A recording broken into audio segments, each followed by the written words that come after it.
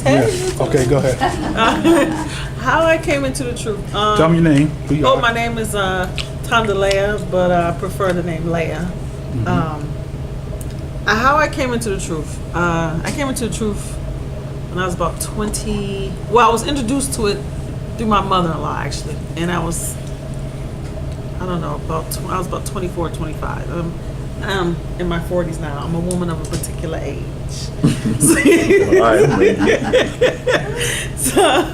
So when I first heard even a little bit of the truth, which I shared earlier today, it was from my best friend in high school, and he was talking to my cousin, and he said, you know, she's always talking about praying, and we can pray things to get better, and this, that, and the other. He said, but she's praying. She said, let's pray to Jesus, and he said, but the J is not even 400 years old. So how are you praying to somebody with a name that didn't even exist 400 years ago?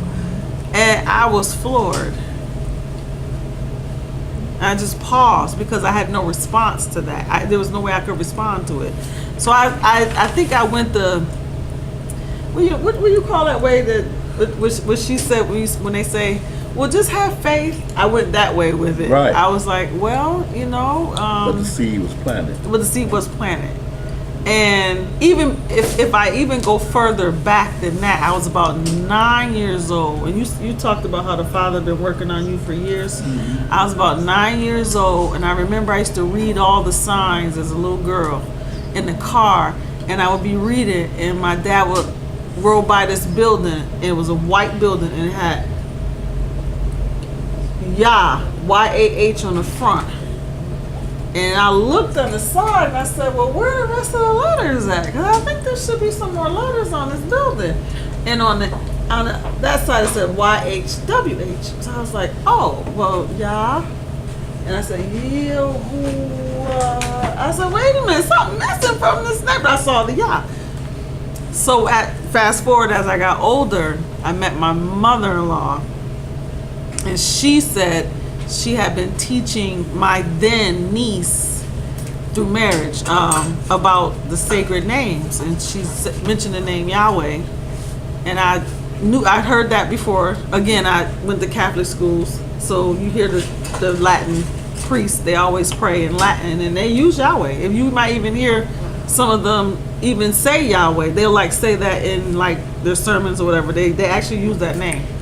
So that wasn't foreign to me, but I never heard of Yeshua.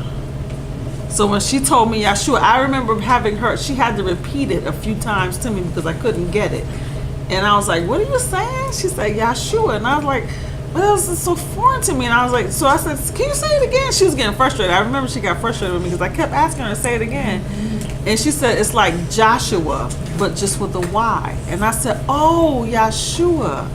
So when I said the name, it actually tasted sweet to my mouth as I said it. And as I told you guys earlier, I only have one other witness to that. His name is Ernest. And I really wish I could find him. Because he said it before me. I tasted the sweetness, but he actually said it. He said, well, I felt like I just ate a piece of candy.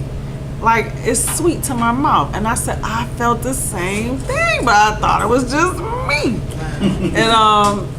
And that was my journey. And from then on, I went to books and I read dictionaries and I saw the Hebrew reference for them. And I went to, and I can remember having books on my bed.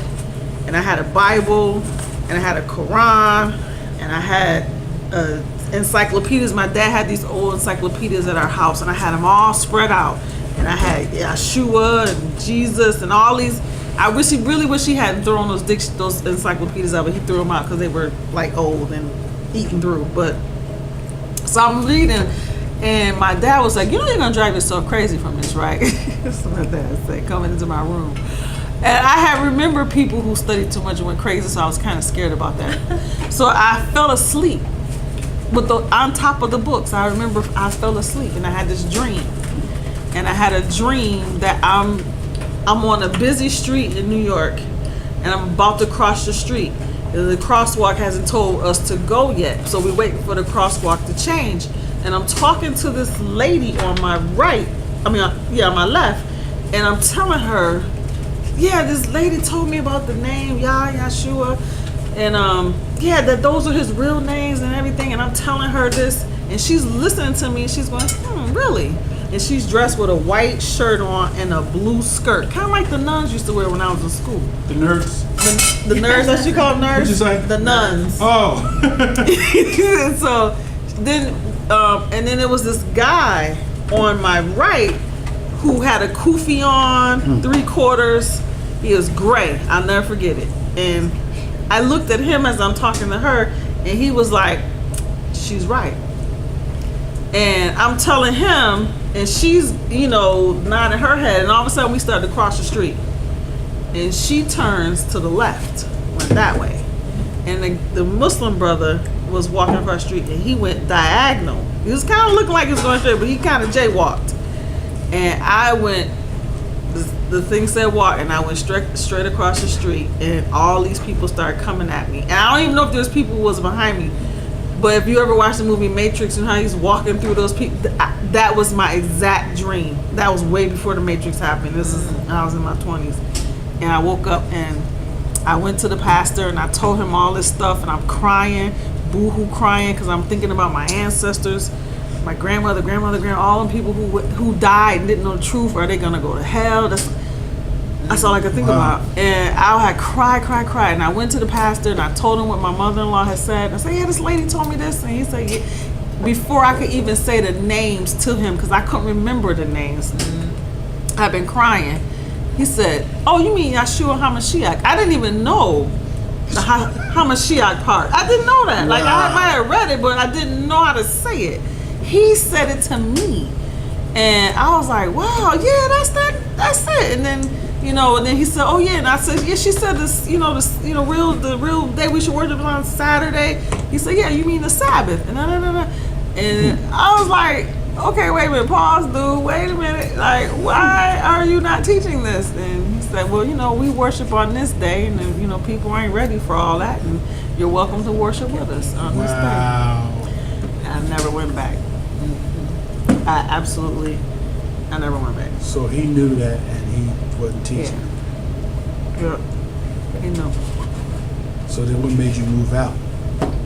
You left, and what did you do after that? Well, you mean when I left New York? Well, I did. I moved from the church, and I started I wasn't quite keeping the Shabbat like I should have at that time, because I was still young. I didn't really have a teacher. Nobody knew what I know now, and that was just not almost 25 years ago, or maybe 25 years ago. Nobody knew what I knew. There was nobody in my town who knew what I knew, except for that pastor who said he wasn't gonna teach people that. So he's the only one. And I used to hand out papers. I had no idea what I was doing. I used to hand out papers. I used to go to a library, tell people about, once I started really studying how Halloween was wicked and all, and nobody would come. People thought I was crazy. My family probably today still think I'm crazy. And nobody knew. And I did that for a long time. And they would have, right before I really started doing it, I was still keeping Christmas. Christmas was the hardest for me to give up. That and Thanksgiving. And because I knew the traditions of it, and I kept the traditions like they should be keeping them. And I could tell you better than them how to keep your own tradition. And I did. I knew that you're supposed to trim the tree on Thanksgiving. I knew that you were supposed to keep the tree up for 6 days after New Year's. Wow. I knew all that. I knew the whole dynamic. And I remember I was putting the tree together, and my dad, he was a Muslim, came down the steps. He had a Bible in his hand. He turned to Jeremiah 10. What? He sat quietly on the couch. Didn't even say nothing to me. He watched me put this tree up in his house. He didn't open his mouth. My dad was cool with it. Went straight to Jeremiah. Started reading. And I was like, so when you read Jeremiah, it talks about, putting up the Christmas tree is nothing to be afraid of. So when I heard that part, it was nothing to be afraid of, I was like, oh, well, I gotta be afraid of it, because it ain't nothing to fear. Not knowing, duh, ding dong, you're actually keeping the ways of the heathen. I had no idea. But when he read that part, but he did. He read that part. Once he read it, he closed the Bible and went back upstairs. And that was the beginning of the ballroom. I had to give that up. I had to give up Thanksgiving. I had to give up Christmas, and my family was like, "What?" And now the weird part is my family don't do Christmas now. Probably doesn't. Oh yeah. They don't. So you was raised a Muslim kind of? I was raised Muslim. So you have Nation problems of Islam. with the pork then? No, I didn't have problems with the pork. Them But shrimps. see, but yeah, as it's those shrimps that it's the shrimp and lobster that get you. So they eat unclean seafood, but they don't eat pork though. And so yeah, they do eat unclean seafood all day long, but they won't eat no other animal off that ground that's not clean though. But they unclean seafood, oh, I got a problem. So I went to Catholic schools, raised Muslim, and then converted to Christianity as I got older. Wow. And then I left Christianity, walked away from all that, and started this way of life. Walked into the truth, and I've never looked back. So when did you meet Pastor Gordon? I met Pastor Gordon through my mother-in-law. She was in Pittsburgh, and I had went to the. I was into buying books. I was straight into buying. I would go into if it had Yahweh, Yahshua, anything at a concordance, baby, it was in my house. I bought it, and I went to the store. And I was looking for a sacred name. They had these blue Bibles. I don't know if you remember those blue Bibles, those blue sacred name Bibles. Yeah, I had bought some, and the lady said, "Do you want these?" I'm at the bookstore. I was like Barnes and Nobles or something, or Coker's or something. Barnes Nobles had that? Yeah, I think one of them Barnes and Nobles or Coker's. One of them, I can't remember which one it was. And the lady said, "Do you want all?" She had it was like 10 of them. She said, "Do you want these?" I said, "She said, I give it to you." She said, "Here, you can have them." She gave them to me like for $5. All those books. That's crazy. Cause she said nobody was buying them. She's like, nobody's buying them. I don't want them. I bought all those books for about $5. Wow. No lie. I was like, oh my goodness, and I went home with them. You hear that? What? You And got which books are from? Those blue sacred name Wow. Bibles. Nobody wanted to buy them. Nobody. Bible. So It was a Bible. They gave it to you for $5. Wow. Yep. The Christians didn't want the Yeah. sacred name It Bible. was the first one I had seen that had, but it didn't say Yahweh. It said Yahweh. It said Yahweh. And but it had Elohim and all that in it, but nobody was buying them. She was like, nobody wants these. She said, you want them? She was gonna give them to me for free. And I think the only reason why she didn't, because she had to pay tax or whatever. Whoever was in there with her, she's like, she can't give it. She wanted to get rid of them books, and she gave them to me. And I told my mother-in-law about them, who she had then called Pastor Gordon on the three-way. And Pastor Gordon said, "Do you have those books?" I said, "Yeah, I got a whole bunch of them." She said, "I'll send you money." And she sent me money to send the books to her. And she sent me more. I was like, I only paid $5 for the book, but she gave me money anyway. I sent the books to her. I kept one for myself. There's one in my father's house right now. I sent the rest of them to her. And then that's how I came. Wow. That's how I met Pastor Gordon. Nobody wanted to buy the books. Nobody wanted them. That is something else. Nope. Nobody They were wanted willing them. to give them. They were going to give them away. Wow. Yeah. Because she didn't want to. It was truth in them. So. And I remember when I read that first blue Bible, and it broke down the name, Hallelujah, and what it meant. And I was so excited. And it broke down Yahshua and what it meant. I was so excited. I ran to my then best friend, who was actually my ex-boyfriend, but he was my best friend at the time. And me and him were really close, and I ran to him. I was like, look, I got this Bible, and look, it says this is what hallelujah means, and this is what Yahshua's name means, or the Messiah's name means. And I'm telling him this, and he was like, standing. Like a kid in the candy store. Right? I mean, he did just like this. He was like, nope, I don't deal with none of that. Nope. And I felt like somebody had hit me in my stomach. Knocked the wind out of you. It knocked the wind out of me physically. And he was like, you see this name right here? This is what I deal with. He was pointing to the name Jesus.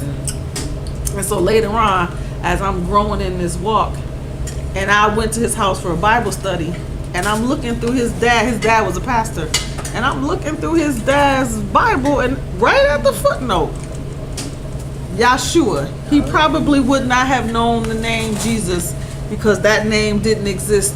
And in Aramaic, he was called, in a big old blueprint. Yeah. And I said, excuse me, James, could you come read this right here? He said, I know what that says, but I still deal with this. I'm like, but your father's Bible right here says it. And nothing. So would you say that Jesus is like a stronghold, Oh, yes. even among some Hebrews? Even among some Hebrews. They don't want to let it go. Even when you tell them that the Latins call him by his proper name, Jesus. That he But that's why that Jeremiah 2:11 was so powerful for me. Have a nation change their deities. Because Yep. when I read that, I'm like, there you go, right there. These nations ain't calling on Yah, they calling on Zeus. Yep. Because they have not changed their deities. And not going to change them. As a matter of fact, even if you read the history books, they'll tell you that when the Greeks start taking over the Egyptian land, they renamed their deities by the Greek names. So like Diana, wherever Diana, she was something else in Greek, but now her name is Diane. Same guy. It's just same idol. It's just Just a different name. just different name. And They they tell you which one it is equivalent to. yeah. So is that kind of like what they say? The Lord has many names. Right. Yeah. Right. Yeah, you're right. The Lord does have many That's The names. Lord has many names. Yah has one. He Yeah. says, my name is one, right? Mhm. And this is my name forever. Forever. And when he said my glory shall I not give to another. That's right. Or Josiah Gentile gave that name. But when you tell people that, when you tell them, they say, "Oh, he's called by middle names," but then you be like, "But the scriptures actually say, but there's only one name under the sun by which man shall be saved." Right. And then it's like that go right over their Get head. that right. So Jehovah or Messiah, would those be names that we would? Messiah is just a title. Yeah. Yeah, that's a So what title. about Jehovah? Jehovah was. I'll tell you what Bishop told me. This is Pastor Gordon's husband. The first people to actually use the name Yahweh in this country were the Jehovah Witnesses before they became Jehovah Witnesses. He said that he was like almost 90 probably when he died, and he said those are the first ones that he knew of that used to use the name Yahweh. And then somebody wrote a letter, and then the whole doctrine Jehovah came into play because they felt like the name was too sacred to be pronounced. So they started saying Jehovah, and they felt like that was more accurate. But it's not an accurate name. But Josiah can explain that to you as far as to how did the name Jehovah come about, because you was asking about Jehovah. Well, in the Hebrew, the name has 4 characters. You seen this shirt that I wear, and you notice the black T-shirt has 4 characters on there. It's Yod, Hey, Wah, Hey. Yeah, there you go, right there. Yod, Hey, Wah, Hey.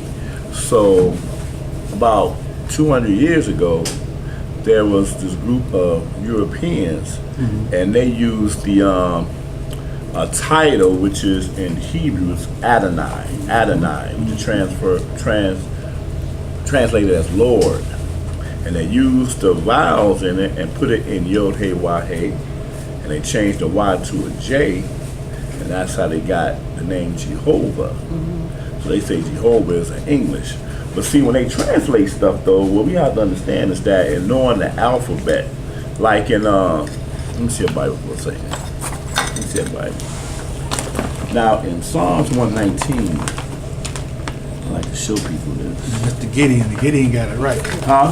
That's the Gideon. The Gideon got it They right. do? Yeah, there's a whole bunch of them. In Psalms 119, that's the biggest chapter in the Bible. It's breaking down by Hebrew letters. Aleph, Bet, this is Hebrew, Gimel, whatever. So there are 22 characters in the Hebrew letter, in the Hebrew alphabet. You follow me so far? See these letters? Like you Okay, say I see A, that. right, Aleph, Bet, these are Dalet, It's like the Hey. alphabet. Wow. So again, this name here is Yod. Show the Yod. That's the one over here. That's Yod. And then the next one is Hey. See that symbol there? Yeah, the next one is Wah. That's that symbol right here. That's look like a cane. And then this one is Hey again. Yod, Hey, Wah, Hey. That's how is pronounced. So with Yod Hey, Wah Hey, people have different, what's the word for it? Translations for Yod Hey, Wah Hey. Transliteration? Transliteration. Pronunciations. Yeah. Right. So we say Yahuwah, and the reason why we say Yahuwah, and it still has that, it still looks like that. Yod Hey Wah Hey, Yahuwah. Or it's like some people say Yahweh. It all of them had the YHWH. Yod Hey Wah Hey. But the Jehovah, what they did was they took out the Y sound and they inserted that J. Because J is the newest letter in the English alphabet. That J wasn't even around about 500 years ago. Yeah, it's not even- So they it's not old at all. put that in there. And the rule of transliteration, this is the rule of transliterating. When I say transliterate, I mean writing. And I'm just using this as an example, like Holy Bible. In the Hebrew, there may not be, I'm just saying this just as an example, okay, this is not true. There may not be an H there, but we know it's an H because it's hey. You see that hey, that's the Hebrew equivalent, but I'm just saying, just say if it wasn't a H, then they would probably call it Oli. Oli, right? Or they would write it down Right. as OLY, because there's an H in their language, but they would still pronounce it holy. And so the thing is that the very good thing about English is this, is we have 26 characters of alphabet, 26. You don't have to eliminate a Y and put a J there because you have a Y, right? So when we read, like here in Psalm 68 and 4, yeah, Psalm 68 and 4. You got it in there too. Yeah. Psalm 68, 4. That's one of my favorites. And my personal belief is my personal belief. I don't have no proof of that, so I'm qualifying. I think that it's just something they just let slip by them. Cause I do, huh? I think that. Right. Cause if they knew that was there, they would have took it out. Yeah. Cause what happened is that I wish I had my dictionary in the Bible. I used to have that dictionary in the $5 Bible. You don't have it no more? No, I don't have it with me. And you look up Yahweh, and the dictionary says Yahweh, the Covenant Elohim, or what they say Covenant God, yeah. but Elohim is the actual title that's used, not God, but the Covenant Elohim of Yisrael. Because the name was too holy to be spoken, they took his name out and replaced it with Lord God. Right. So whenever we see the capital L-O-R-D, that shouldn't be there. It should be Yah, or Yahuwah, or Yod Hey Wah Hey. They took it out. But here in this verse, they left it in there.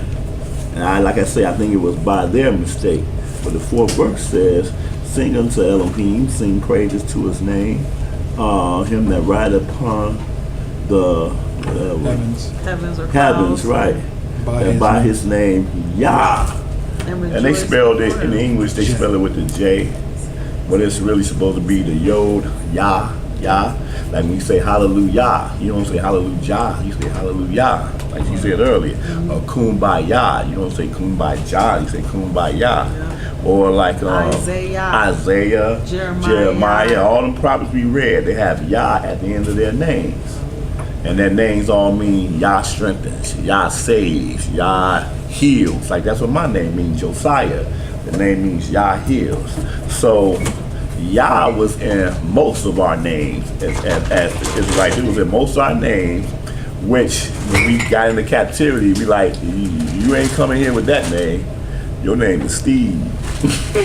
Your name is Becky. You know. And so we either had Yah in our names, or we had, like I said, the word for God is Elohim, or for short El, E-L.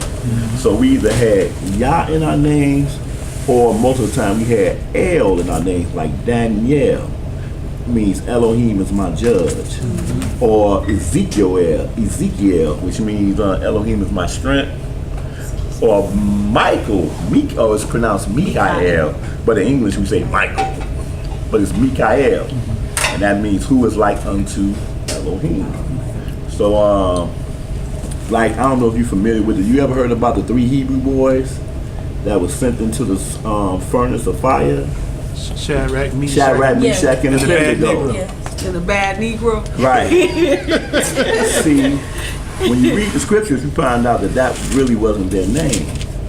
Their names were changed. Those were Babylonian names that they were given. And it says,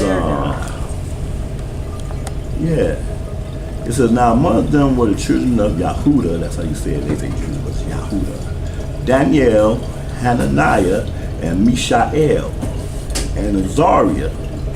That's the same Daniel that this book is. It says, unto whom the prince of the eunuchs gave names, but he gave unto Daniel the name of Belteshazzar, and that's a Babylonian god, Baal, right there, that he gave him his name. He took his name Daniel out, which means Elohim is my judge, and gave him the name Belteshazzar. That's a Babylonian god there. And to Hananiah of Shadrach, that's another god. And to Mishael, Meshach, and to Azariah, Yah is my help, I believe.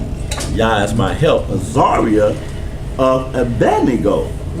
Whenever we were subject to another people, that's what they did. They would take away our holy names and gave us their pagan, blasphemous names. So that's why most of the world know them as Shadrach, Meshach, and Abednego, but they don't know them by their real names of Hananiah, Mishael, and Azariah. Yeah. So that was just one example of that. They did it to women too, with Esther, which is named after this tradition that's coming up Easter, tomorrow. that's right. When you look at the book Esther, means Easter. and that wasn't her name, That wasn't her Esther. Easter. And she got a whole book whole written book. after her. And it says it in the book what her name is. Yeah, it says what her name was. See, they was in captive to the Persians, the Medo-Persians at that time. And And they changed her name. man, I can't never find Esther when I need it for some reason. So when you relate to they, who were they? Huh? They changed your name. Who were they? Well, it's the Europeans. Because that's who we were. That's whatever. The scholars, nation. the so-called scholars, right. translators. Okay. Yeah. Okay. I thought you were talking When you about talking us. about they, when you That, say, yeah, that's what. So I was asking when he relates to they changed their name. They. Like you meaning- said, the so-called scholars. or right. the people that were ruling over those people, Yeah. like Esther's was being ruled by the Persians. That was another country. Okay, well let me be specific. Let me be specific. Yahshua, that's the one that they call Jesus. His name was Yahshua. He taught the disciples. They were all Israelites, trying to bring us back into righteousness because we had been ran so far away. But his purpose was to die, to be a sacrifice, a living sacrifice for us. But he wasn't just going to die, he was going to teach us too. So that's what he did. He taught us truth, which was basically Genesis to Malachi. Because we had been so far away from the truth. Let me see. After he was crucified, and they say 33, but I think it's really 27 CE, he was crucified. But he had, and he talked about it, he was seen of the apostles 40 days after. You read that in Acts, the Acts of the Apostles. And then in the first chapter of the Acts of the Apostles, they see him ascends into heaven. He's gone. But he gives the disciples a mandate to go out into all the world and teach this truth. So when they go out to all the world, now the Gentiles or Europeans are running the world. This is during the Roman Empire. The Caesars was ruling the world. You heard of Caesars, like Julius Caesar and all of them. They were ruling the world. And they were oppressing us as a people at the same time. But what happened was, because we were commanded to go out through all the world, we as a people were still kind of not accepting totally, but the believers were accepting. And contrary to what the rest of Israel wanted, the believers went out and taught Gentiles this truth. Like Paul, for instance, he went and taught the Romans, the Ephesians, the Corinthians. All those were Gentile European people. They were Greek people. They never knew. They were the last people on this earth to know who the Father was. Everybody else knew. Ethiopians knew, Egyptians knew, all the people of color knew. These Europeans were the people that in Deuteronomy says that we're going to be subject to a people that neither we nor our fathers have known. Speaking a tongue that we never heard of before, which is the tongue that we're speaking now. You know, it lays it out, because when we read that in Deuteronomy, those people are people that we've never even seen. Japhet, one of the sons of Noah, that's where the Europeans come from. They were gone up into the Caucasoid Mountains.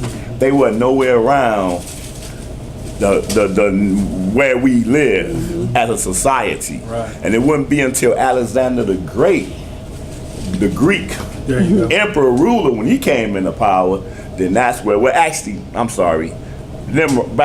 Nebuchadnezzar, Babylon. I thought it was Ptolemy. Okay. Huh? I thought it was Ptolemy. Well, he came after Yeah. He Alexander. Gentile Yeah. took over Babylon. But the point that I'm making Okay. is this. The point that I'm making is this. In 70 AD, we were, by prophecy, we were dispersed out of our land for good. That was it. We were dispersed into every nation on this earth, and the Gentiles took over our land. What happens is that there's still European converts to the truth that were taught the truth. They were still there. We were gone, but they were still there. You will find, if you've seen movies like Spartacus or Ben-Hur or any of those movies, or Gladiator, or Any those type of movies gladiator that was movie. set in that particular time, the Roman Empire was killing their own people because they were believing in this truth. They were not believing in their pagan gods, Zeus and Apollo, any of that. They were believing in the truth. So, for 300 years, the Roman Empire was at war with the believers and doing everything, feeding them to the lions in the Colosseums, gladiator fights and all that, and hanging them on crosses too. This was BC. Huh? No, AD. AD. Right, after Yeshua. Right, for like 200 years until 300 AD, Gotcha. where Emperor Constantine, Roman Emperor Constantine, he came into power. And what he did was, pick it up from there, somebody. Oh, Constantine. Right, He decided that, okay, so Rome wanted to rule the world. You know, you watch those cartoons with the little cartoon, bad guy. I want to rule the world. I want to rule the world. That was Right. Constantine. So, and plenty of people before and after him. But in any case, he wanted to rule the world. So, he got this concept that the best way to rule the world and really keep people under subjection was to do it with their agreement. Get them to want to do what he wanted them Oh to do. yeah, that's a master. So that's the enemy. And so Crafty counsel. right. So what the Gentiles worship all kinds of different deities. They had, and each one had a name, right? So what they did was they looked at creation. They were like, our village flooded. I don't want the rain god to flood our village anymore. We should pay him some sacrifice, or we should praise him, or whatever. And they gave it a name. Lightning struck Right. my kid, so Thor. so we should give it a name, and we should worship that, so Right. it won't strike anybody of else's which kid. Thursday is named after Thor. Exactly. Uh-huh. So on and on and on. And so so they had different rituals and all of that stuff, and this is how we know that it's the enemy. These same ideas was replicated in different societies and called different names, but they all knew what they were talking about. Okay, Right. you're talking about the lightning god? Well, Right. we call him this. Right. Well, we call him that. Right. But it was all the same thing. Right. So Constantine said, I know how I'm going to control these people. Let me tell you one thing right quick. And what was happening in the Roman Empire, the big thing is that Christianity is what we call it. For lack of a better term, it wasn't called Christianity, but the believers of this was still growing in the kingdom. And with it growing in the kingdom, it set off different division among the kingdom. Because the people still wanted to be pagan and worship their gods, but these European Christians, whatever, followers of the truth, they were like trying to really eliminate, because they like, we don't do that. We don't worship these gods. We don't eat the same stuff. We don't celebrate Saturnalia, which is the original name of Christmas, whatever. So Constantine was like, basically, just in a nutshell, decided that he wanted to combine these two religions. Oh, a bunch of them. Combine them so that there would be one religion. Yeah, we're going to take a little bit of this. We're going to take Yahshua, and we're going to call his name it wasn't called Jesus. We're going to call him Jesus. So we're going to give him an image. Image is going to look just like me. Right. It looks like the god Zeus. Just like Zeus. Just like Zeus. And that's what they presented. So the word for it is paganized, and the Greek word for it is, that's the Greek, Hellenized. So that's what they did. Constantine himself created a whole new church, which is the foundation of Christianity. I don't want to give up Christmas, so we're going to say that the Messiah, whose name is Jesus Christ, was born December 25th. Right. That's where that comes from. You don't lose your people. Right. I don't want to give up Easter, but we have to combine there with us. Right. So we're going to say that he died on a Good Friday because they already was observing a religious thing. Right. Like other things they were observing, like they call it Lent. Right, Lent. Where you put the thing, you seen them walk around with the ashes on their head. See, that ain't none of that scriptural, but that's an ancient custom that they were doing to worship their God. But we're going to say, well, this got something to do with his death and burial and him in the Garden of Gethsemane or whatever. They created these doctrines, utilizing stuff out the scriptures to try to justify it. But yet, when you go into the scriptures, you can't really read none of these observers. So that's just to make the long story short, that he created a universal religion, which came to be called Catholicism. Wow. And Catholicism, Catholic mean what? Universal. The word Catholic mean universal. So after he built this religion that was the world religion, because Romans ruled the world, the whole world, the civilized world or whatever, had this Constantine religion called Catholic for a whole thousand years, about 1,000 years, almost exactly, a little bit over 1,000 years, until one priest said, wait a minute, because what they did, this is what they did. They didn't allow people to get married unless there was a Catholic priest coming over there, give hominis dominique, requiem, whatever. They didn't allow people to get married. They didn't allow, people couldn't even, you wasn't even officially dead unless the priest came over there.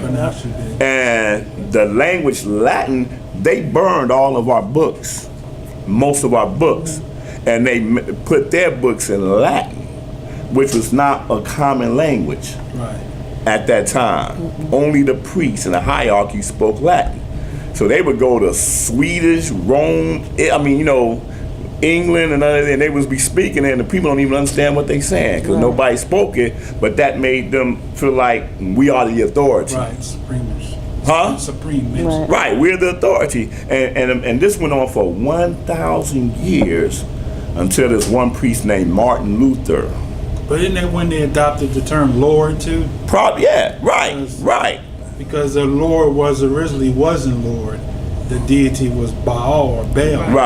Right. So the Canaanite deity, right. Translated it, it came over. Right. Like you were saying about the Jehovah Adonai. But I don't want to go away from her question though, because she was saying that who is the they?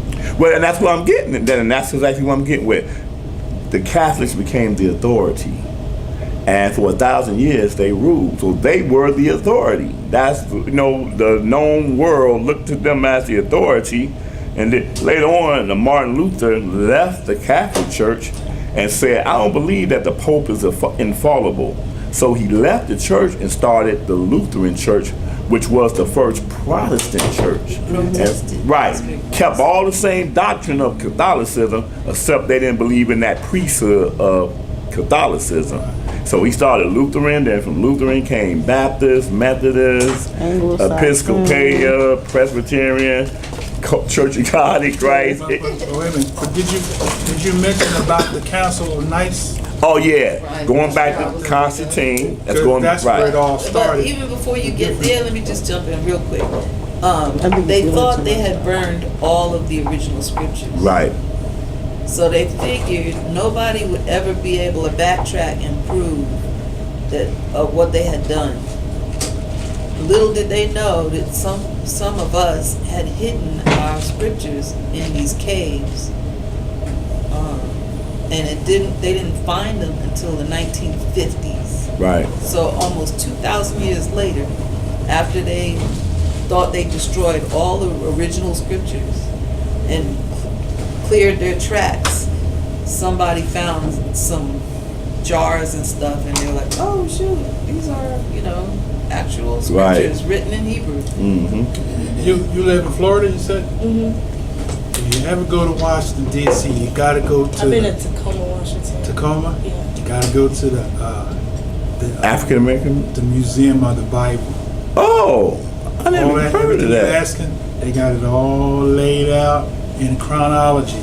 We went there and we did I took my camera and I recorded stuff. Wow. And then they have a little exhibit called the Negro Bible exhibit, What? where the slave masters took passages out of the Bible and left the ones in there to keep us as servants to Yeah. Right. masters. Slaves. Slaves obey your Right. masters.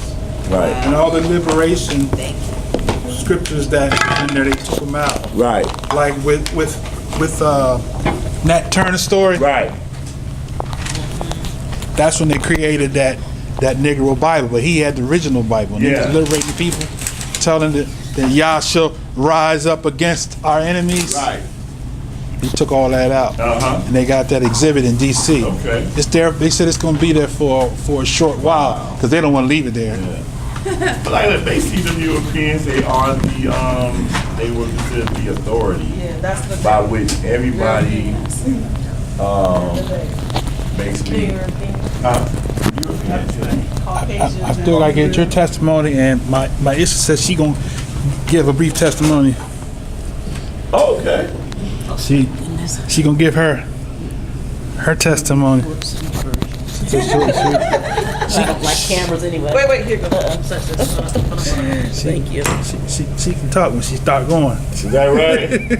She know how to do I don't the like facade, cameras. right? Oh, Oh yeah, I guess yeah. That's story. uh-huh. Okay. Shalom. My name is Sister Bronte, and my testimony is that I was raised in the Christian church, just like most other people. In my early 20s, I left the Methodist church, and I went to a non or interdenominational church. And that pastor, he taught us that the Sabbath day was changed.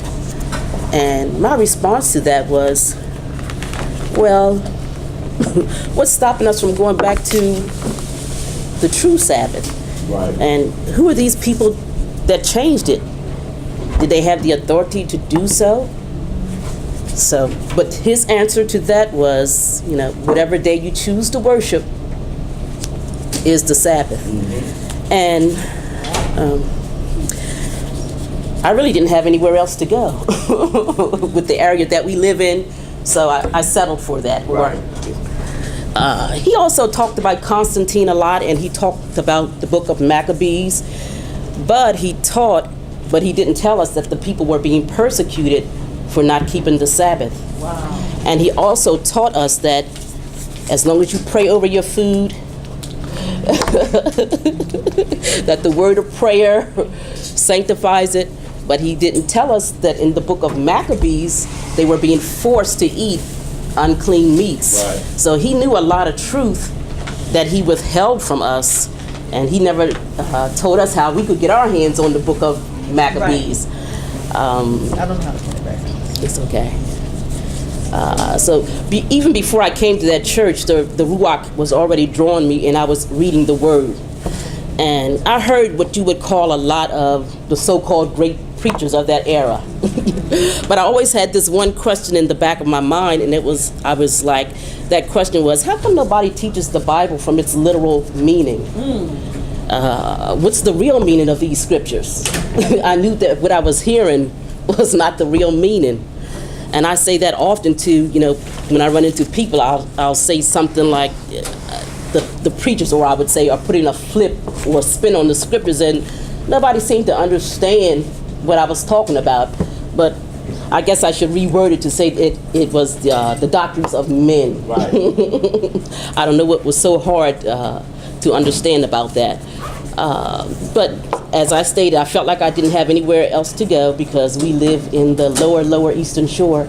You got mainly Baptist churches and Methodist churches, Pentecostal, one Pentecostal. We don't have a lot of options. But I stayed in my word, and I learned early on that you couldn't really question the leadership because you would get slurred in a sermon. Questioning God, questioning Right. Like what we did today, they don't do that. No. And if they try to do it, they do it in a way that makes you feel like Yeah, something wrong with you. You better not ask me no questions. Yep, Or yep. you better not say nothing contrary to what I just said. Or you ain't gonna be here too long. Like I said, I'm going to give you the short version. In about 2012, my spirit just began to cry out, and I was like, I can't do this anymore. Wow. I can't deal with these handed-down teachings anymore. I'm like, I don't know where I'm going to go at. I can't go to another church because it's going to be the same thing all over again. That's it. And I knew people wasn't going to understand me leaving the church, but I knew I had to come out. Yeah, wow. But the Father had already answered that prayer, and that's when I ran into Him. And she was an elder in the church too. Wow. I couldn't take it. Yes. Wow. No. Yeah, she told 2012. That's when we got together the next year, and you want to tell that part? What part? You got something in mind, just go? You know what I'm saying? Because 2012 was when you had enough, and then you was sitting in the church, and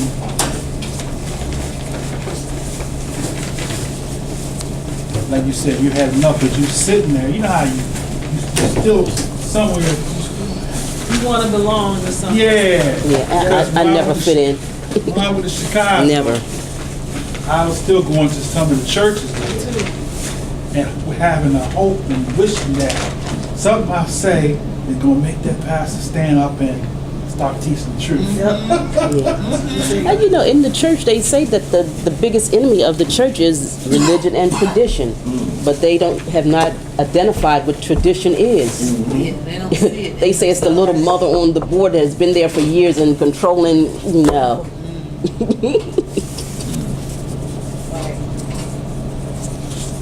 So yeah, so that's how she came into, and then we met because I had came back to the Eastern Shore Right.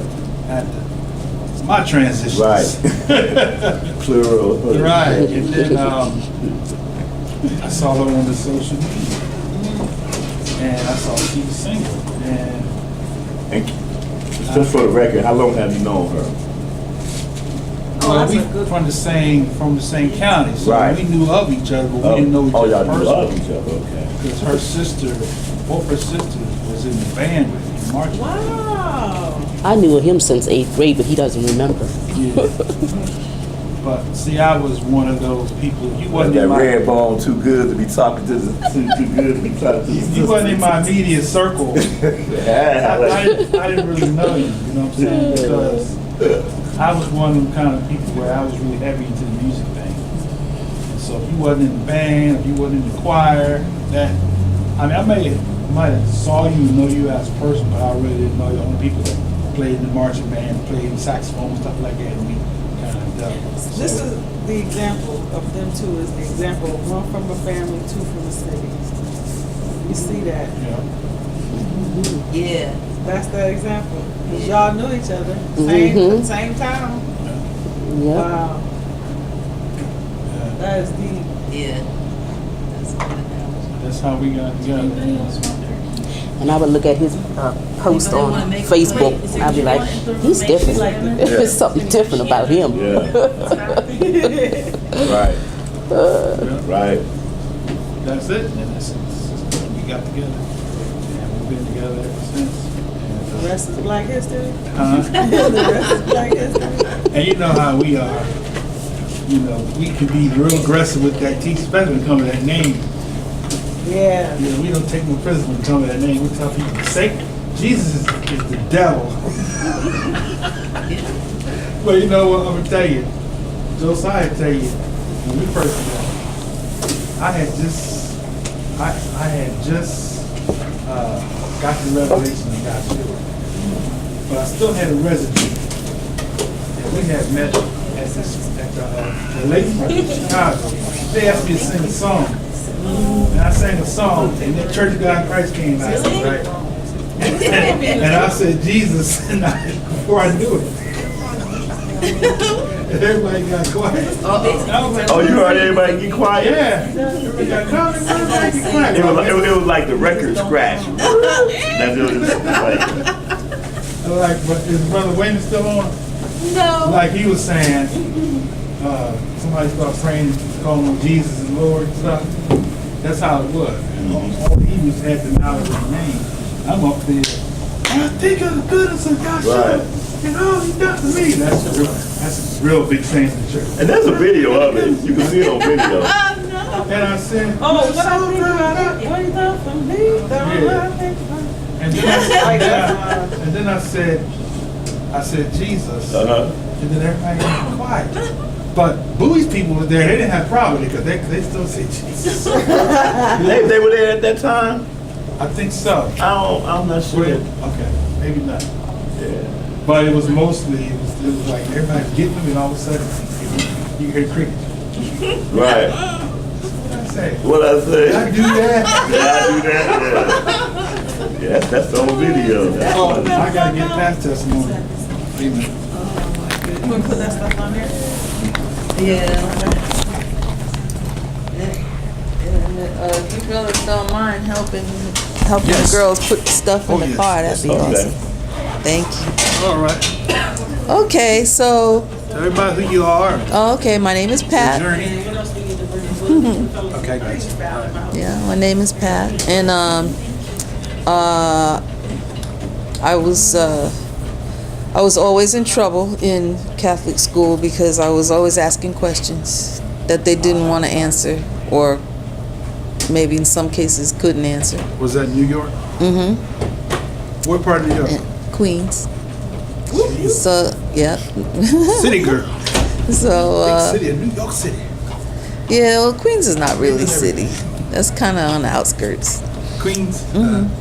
So, yeah, so I would ask questions like, you know, hey, how do you get 3 days out of Friday to Sunday? You know, we had religion class every week, and the father would come in and teach the religion class. And so with some of the bogus answers I would get, I started recording the religion class because I was like, can I believe he's saying this stuff? They would send me to the closet. Go stand in the closet. Wow. Yeah.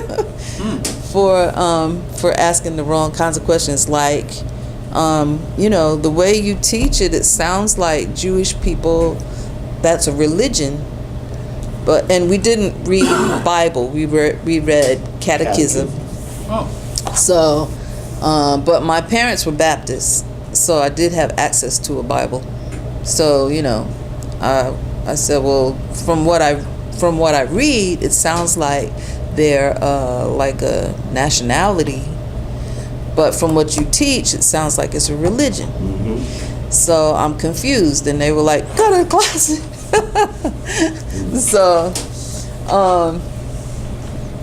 I was in college singing in the community gospel choir, and the keyboardist, his father was a bishop that had broken away from I don't know, one of those highly organized Baptist churches, and separated away from them because the Holy Spirit spoke to him and he accepted the name of Yahweh and Yahshua the Messiah. So his son, we sang this song called Joshua, and in the song it was Joshua, he fought the battle of Jericho, right? And I mean, just something about that song was just like really, woo, you know, I just love that song. And he said, well, you know why you love that song? It's because Joshua, you know, son of Nun, is the same name, the real name of the Messiah is really Yahshua. Right. I was like, really? You know, and he said, yeah, and the Father's name is Yahweh. And so I forgot what he said until I went through this really trying experience. It was very difficult for me. And I think I fell into some kind of a real depression. I started withdrawing from people and whatnot. I went and bought a Bible, and I was reading, and I was fasting, and I was praying. And I said, well, what was that name that guy told me again? I couldn't think of it. So I called him up, and he told me.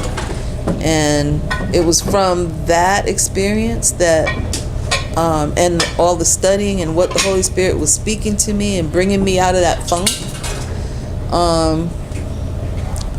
that really, you know, moved me away from God, Lord, and Jesus into Yahweh and Yahshua. So from there, I went and got baptized in the name, and you know, continued to study and pray and learn. I got under some good teaching, and then I started holding Bible studies at school. And that was a long time ago. Fast forward, you know, there's a whole lot in between there. I used to stand on the corners in New York and with my Bible and just engage people in conversation. Did you know that the Father has a name? You know. You had a bullhorn too? No. But, you know, I would stop people with my Bible, or I made tracts, you know, I typed up tracts and stuff. Wow. And I would stand out there and go, hey, did you know that the Almighty Creator has a name? And some people would stand and talk with me for a while, but some people wouldn't, you know. You get all kinds of reactions. But I do remember I used to drive the elder mothers that came to the assembly. A lot of people in New York don't drive. Right. So they would ask me to drive them sometimes, and then we, you know, built relationship. So one time, one of the older sisters, you know, one of the elder ladies in the assembly, she worked in not retirement home, like an old folks home, you know. And I went to pick her up from work, and I had to wait for a while. So I got out of the car and I sat next to this, I think she's about 90-something-year-old Jewish lady. And I just wanted to see what her reaction would be if I asked her a few questions. I said, well, do you know the name of the Creator? And she was looking at me kind of weird. And I was just wondering. I said, well, do you know that the real children of Israel are what most people call African Americans? And she almost had a heart attack. She was like, oh, you know. Yeah. Yeah. Mm-hmm. Yeah. Yeah. Yeah. I was like, calm down, it's okay. I didn't mean to upset you, you know? So a Jewish lady? Yeah. Oh, you That's in know. Queens, No, that was in the Bronx. Bronx. That was in the Bronx. That's funny because I had a Jewish lady did the same thing to me. Where were you? I was in New York. I was in Queens. Right, where? You know? But first she kept looking at me. And she said, "You know, don't you?" Wow. Just like that. I said, "No, what?" She said, "You are an Israelite." That's Wow, what my that was people good. Think that, you know, everybody thought he knew I was something. Right. I be riding down Queens and the Muslims be like, "Assalamu alaikum, brother." Right. Uh-huh. Oh, man. Yeah, but go ahead. So it was in New York. So she, So, yeah, I just thought I'd throw that in there. But anyway, you know, so fast forward, eventually I end up moving to Georgia. I married a Baptist preacher, how long ago was that? You moved to Georgia? 1990. Yeah. And so in the beginning, you know, he was pretty Yeah, ain't that something? Yeah. he was pretty open, you know, that I could believe what I wanted to, and I was thinking that eventually he would accept Yah, Right. you know. And so that didn't happen. And what happened instead was I started going to church with him, you know. And after a while, it just kind of happened gradually, you know, over time. I started saying those words that I would not say, Right. you know. And it wasn't until wow, later, Tori says she was 12, but she was really 10 when I started teaching the kids. And it was when my son was born that the Holy Spirit really pushed me to come back to myself. Mm-hmm. You know, I was still going to the churches. I was sitting in the front pew or the second pew. Making yourself sick, huh? And the Holy Spirit spoke to me, and it was clear as day that you know, you don't belong here. There was a guest minister, a woman minister there that day, and her message was Revelations 3. I know. Blasphemy. No, I know your works. Where is it? I know your works. Where's the Bible? Yeah. Where did you pass it? You can use this one. Yeah, if it's you right want. here. Hot and cold. It's right here.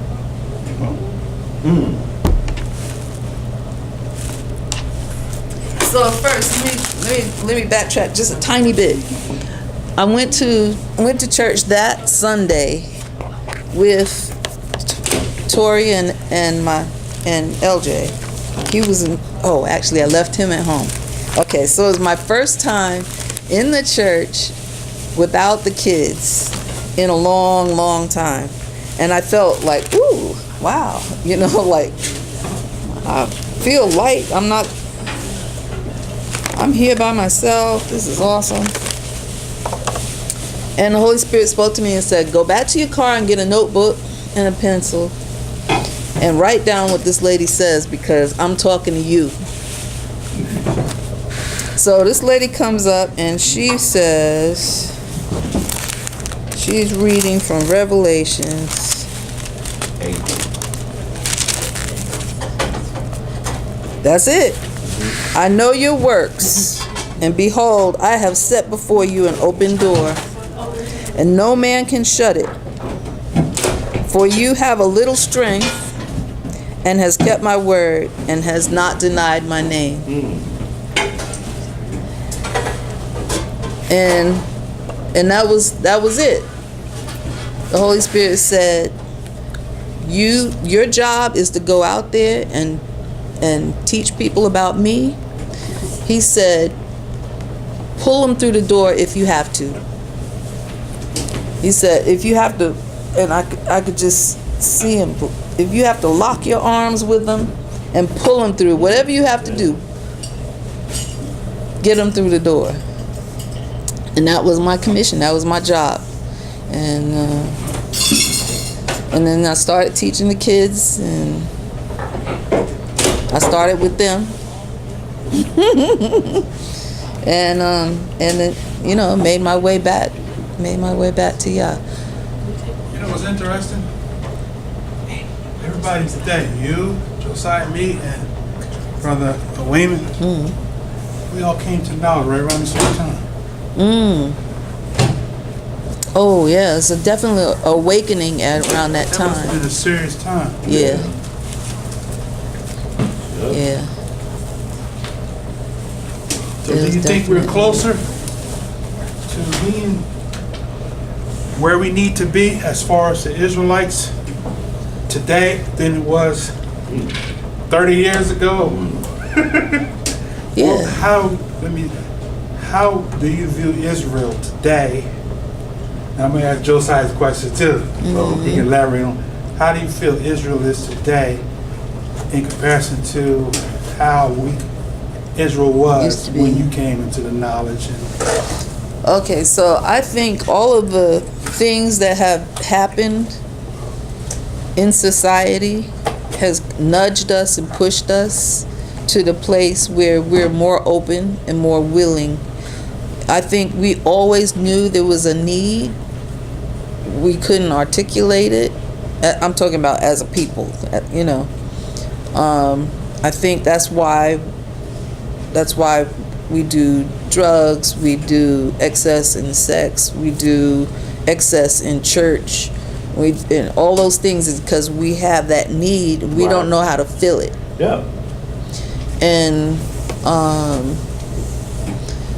I think that the things that are happening externally are Yah is allowing that stuff to happen to push us and direct us and get us in line and to be in a more receptive state of mind and state of spirit so that we can receive him. so as far as to spiritually, the Israelites that are in the covenant, how do you view the progression that we've made from then up until now to where we are today? Well, there's more of us now. You know, there was very few back when I started. There's more of us now, but I look at it like this. When you set something into motion, it swings, you know, you got extremes, you know what I'm saying? And so we have to, we're you know, as time goes on, the swing gets a little narrower and narrower, and so there's improvement. There's a lot of confusion, like you were talking about earlier. You know, when do you observe this? How do you say that? What what does this scripture mean? You know, so I wouldn't say confusion. There's a lot of different views, and so I think that's a part of that pendulum swinging, and we're getting. We'll get there. You know, obviously we know that. So I think there's progression. Basically, are you saying that we've grown as far as numbers is concerned, but as far as a people, we've come up with more things to not agree about, you know? Yeah. But I think that's necessary as part of the process, I think. And we'll narrow it down, we'll get it together. Oh, you want to say something? I had a question because I'm still in the phase of Christianity, Okay. and like I don't fully agree to the Christianities due to the churches I've been in with, and I don't agree to 100% to what, like, they don't preach, they don't practice what they preach. And I felt like her, like, I hear what you're saying, but can somebody get into detail a little bit more about the Bible? Because I know the scripture, I get it, but can somebody explain it a little bit deeper? So I never could find somebody who do that. But my question for the ones who transition into this period, like with all the different, and knowing that this is a culture, knowing all the different religions and all the different sayings and all different beliefs out there, how did you know like this is true, this is right? Like how? Man, that's a great question, man. That is a great, man, that question. To me, it already identified with the truth that was already in me, that the Christian church wasn't preaching. When we connected,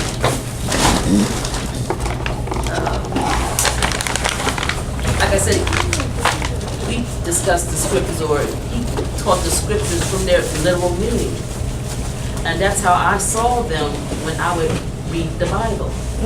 In the Christian church, they were saying a lot of things that, after a while, I'm like, it really doesn't sound good at all. It had no weight to it. It wasn't doing anything for me spiritually. It felt good when you were in the church house, but as soon as you left, Right. It's, there's no substance. Yeah, you were no empty. substance there. yeah. So Yeah, I can definitely agree with that because that's kind of what I'm in the middle of. But it's like the transitioning period when you've grown up it's a knowing, process. you've grown up knowing that, and you know how they say the truth does hurt. So that name thing, the truth does hurt. So I feel a different feeling hearing this point of view than I did when I heard Christian, Baptist, Wow. Catholic view, and it hurts. Because it's like, okay, this is the truth. But then again, I'm still on edge about it because it's like, I've been so grown up on this, I'm like in the middle, like, okay, they still treating about the Bible. And my mom didn't due to financial reasons, and maybe that's because of, but we didn't celebrate Christmas or Thanksgiving like that. And that was because of financial reasons. Gotcha. And I believe like maybe that was for a reason. Now all of a sudden, because got to the point where it was like we had to throw out the tree, and the tree was plastic, and we had to throw it out. And she was like, "We're gonna get rid of it." It came to the point where it's like, "Okay, we're not getting presents. This is the meaning of Christmas. It don't say God was born this day, but this is the meaning of Christmas, and every day is Jesus' birthday. I'm still learning. Right. But, every day is his birthday. Every day you should be thankful. Every day you should be thanking him. Every day you should be waking up, happy birthday, thank you, So that's what my belief, my faith, and I don't know, but it is extremely strong in that. That's the only person I'm seeing the way through. So I believe, I see everything that you guys are saying, and it makes a lot of sense. It's just the transitioning. Right. that's the stuck part. Like, okay, if I make this move, this gonna be a forever move, and I don't want to make another move once I make this move. Because I remember when we had, it wasn't the Jehovah's, but it was a group of white people that came to the door. They were extremely sweet, and my mom, Mormons. Mormons, and my mom she's like always in the Bible, always heading. She's like, Jesus said we are the church, so she was like, and then we started feeling a little different about the church that we was going to. So it was like we don't really feel the same vibe we did when we first went. So they came to the door, and I guess they were trying to persuade her, but she was trying to persuade them.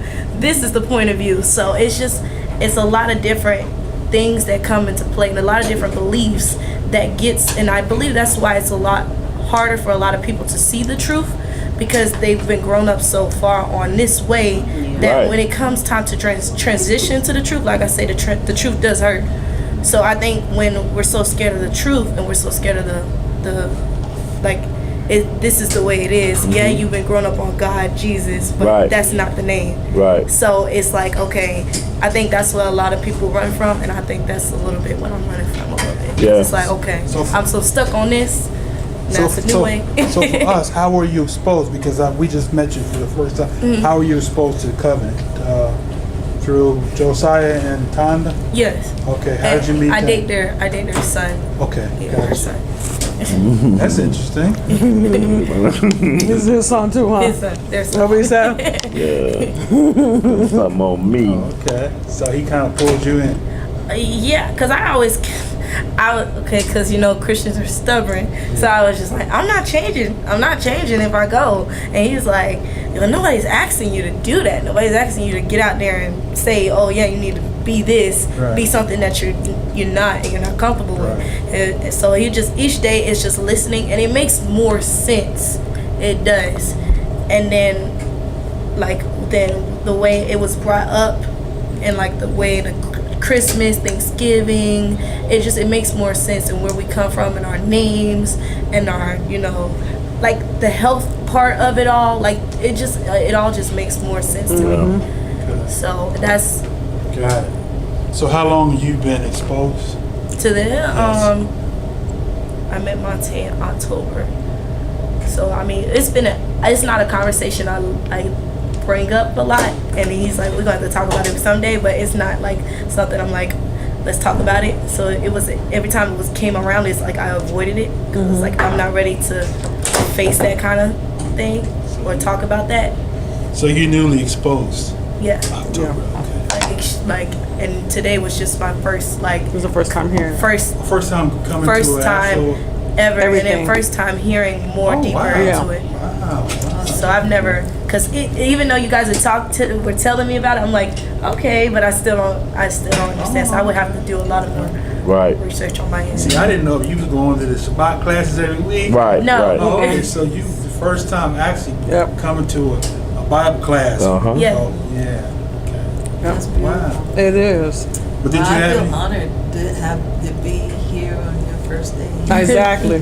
Did you have any questions that we can kind of answer quickly?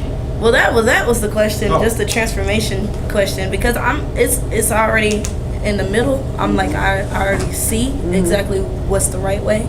It's just the transformation stage. That's it. And then just knowing that, like, my mom still is in that way. My brothers, like, nobody wants to see their family or people they love know not the truth like or be, So it's just like, if I was to do this, how exactly can I expose other people? I'll tell you how I did it. I lived with my family and still did this way of life, and it was the loneliest time of my entire life. I had anxiety bad. You talk about anxiety? I had it horribly.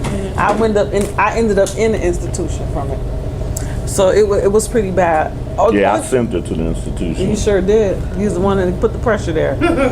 And the one thing I can tell you is this: is that you just have to be firm with your belief, and you can't be you don't want to be mean, but you just want to let them know that this is the way it is. This is the way it's going to be from here on out, and I'm really gonna need you to wrap your brain around it. And some days you may get that feedback from them. I still get it I just got it just some days ago in California.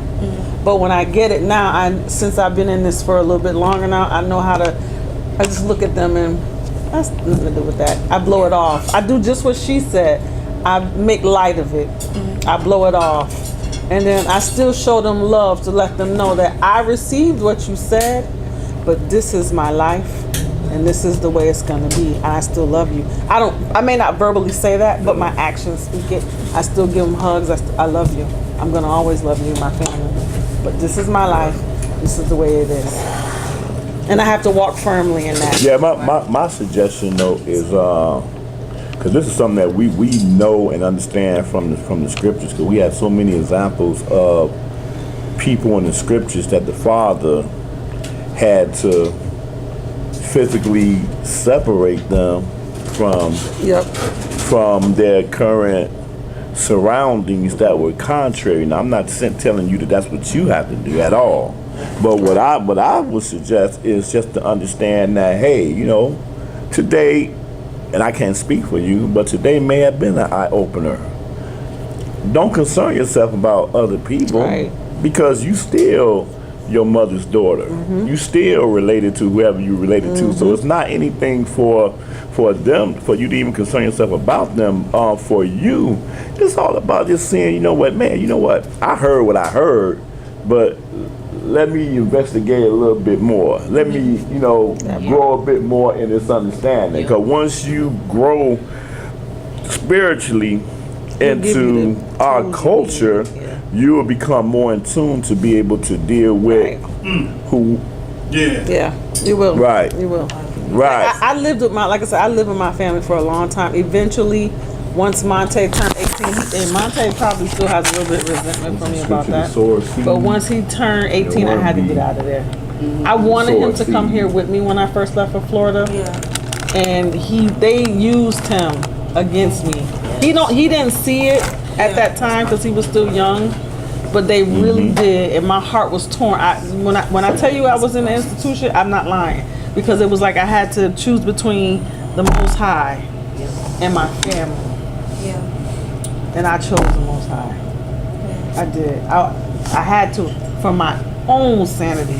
I had to get out of there. And I mean, the simple thing is that you just got to be mindful of, because it's not like you want to put yourself in a place where, like what a lot of us did, and be like, oh man, I know this. Oh man, I know this.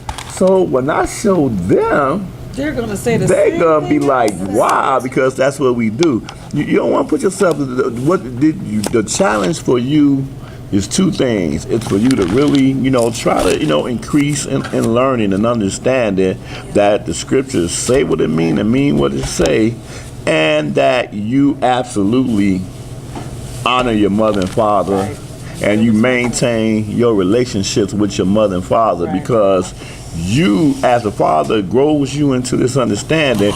You are still that example to them.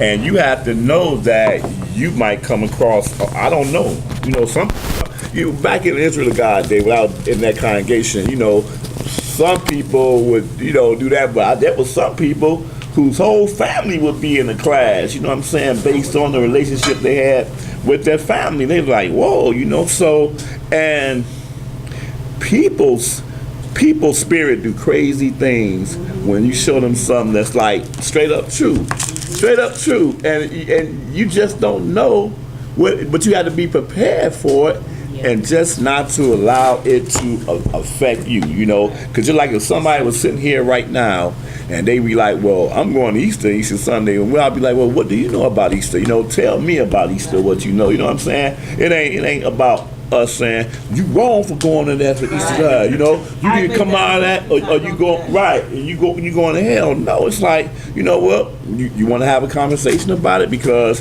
when I look up Easter in the dictionary, this is what it means. This is the God, the God that, and this don't have nothing to do. Show me what Easter is in the Bible. Why can you do that? No, I can't do that. But Let's this look is it up together. yeah. That's right. And when they give you that first indication of I'm not interested, because a lot of them gonna do that, then hey, bid them whatever, and just because it's the spirit in them that's not gonna wanna engage you in it. That's the spirit that they have in them, because it's like it's hard for people to that's been doing something their whole life. And because here's the thing, because we understand this thing, we understand that, hey, my people perish for lack of knowledge, right? And he lets us know that this knowledge is what's going to really get you into the kingdom in so many scriptures, right? But for the average church, knowledge is just not a part of their worship. It's not about knowledge, it's about the tradition. No, it's not about knowledge at all. I go to church because I want to be entertained. I want to be made to feel good, and I want to socialize, because that's my clique or whatever. And these are the things that draws people to church. Not about, oh man, I'm learning really some truth here.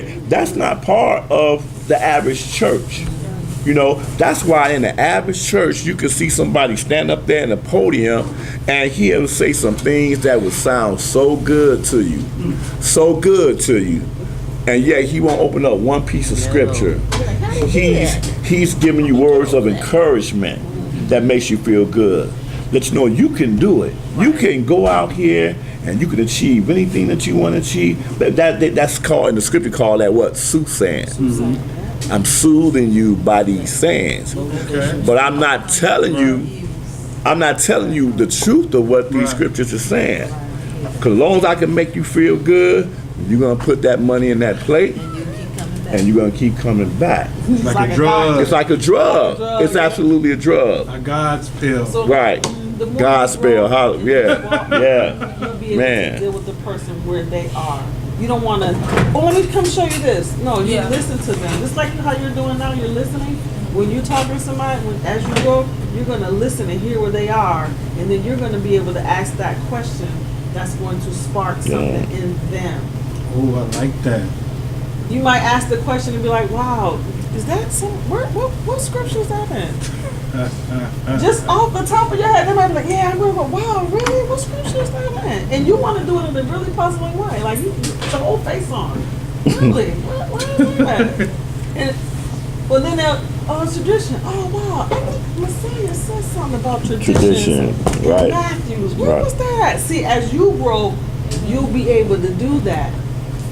But it don't, you know what I'm saying? Let the door Where's open that up the sword to you. seed? Where's it at? Matthew Another what? really important thing. Where's that at? You The sword asked seed. question, The how sword did you seed. move The sword from sows the just seed. hearing this to really Oh yeah. embracing it? Okay. And for me, the thing. Oh, I know. I think it's in Matthew somewhere. Because before that, Oh, the parable of the seed. Yeah. in that Yeah, situation I Matthews. told you I was going through at that time, and I was like, let me find out, what did that guy say to call the father Right. by his name? Well, I was all torn up. I mean, I wasn't eating. I was when my mom saw me, I was like that. My clothes were hanging off of me like a hanger, and I felt like my prayers weren't going anywhere. Like nobody was listening. Like, you know. But once I embraced and started reading more, I went and bought I the work out our Catholic own Bible, salvation which is I fear and never had trembling. before, That was the one I was because looking was for raised earlier. Catholic. That's why And I in the couldn't back think was of a it. dictionary, and I said, let me see if he made this up. And sure enough, in the back of the Catholic Bible, there was Yahweh. It said the God of the Hebrews. Right. And I was like, well, the whole book is about the Hebrews, so that must be the Almighty Creator then, right? And so after that, I knew that my prayers weren't just words, you know. You sense it in yourself, and so I would encourage you, no matter how much we sit around and tell you stuff, you know, when you talk to the Father yourself, and you say, you know, I don't know what to call you, but the Creator who made me, you know my heart. Please tell me which direction to go, what you want me to do. And later, as you're learning and you feel the urge to share with your family, allow that relationship that you build with the Creator to direct you what to say, how to say it, when to say it, when not to say it. You know what I'm saying? Yeah. And you'll be good as gold. You know, it's funny you said that. When I told you I had heard the name from my mother-in-law, I have been praying. I was always afraid of death. That death has always been. I didn't even go to funerals because I was afraid of death.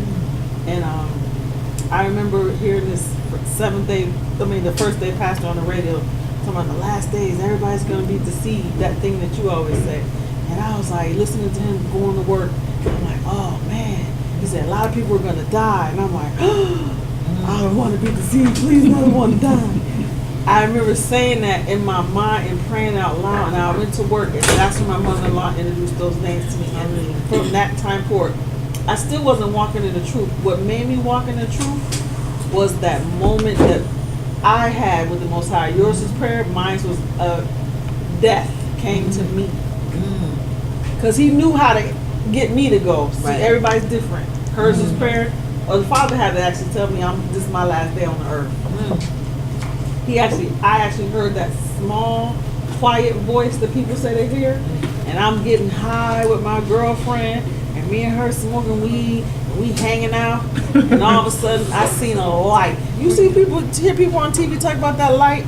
I saw the light come down from the sky. It was black, and it was all these like light bulbs coming at me, and I'm like, what?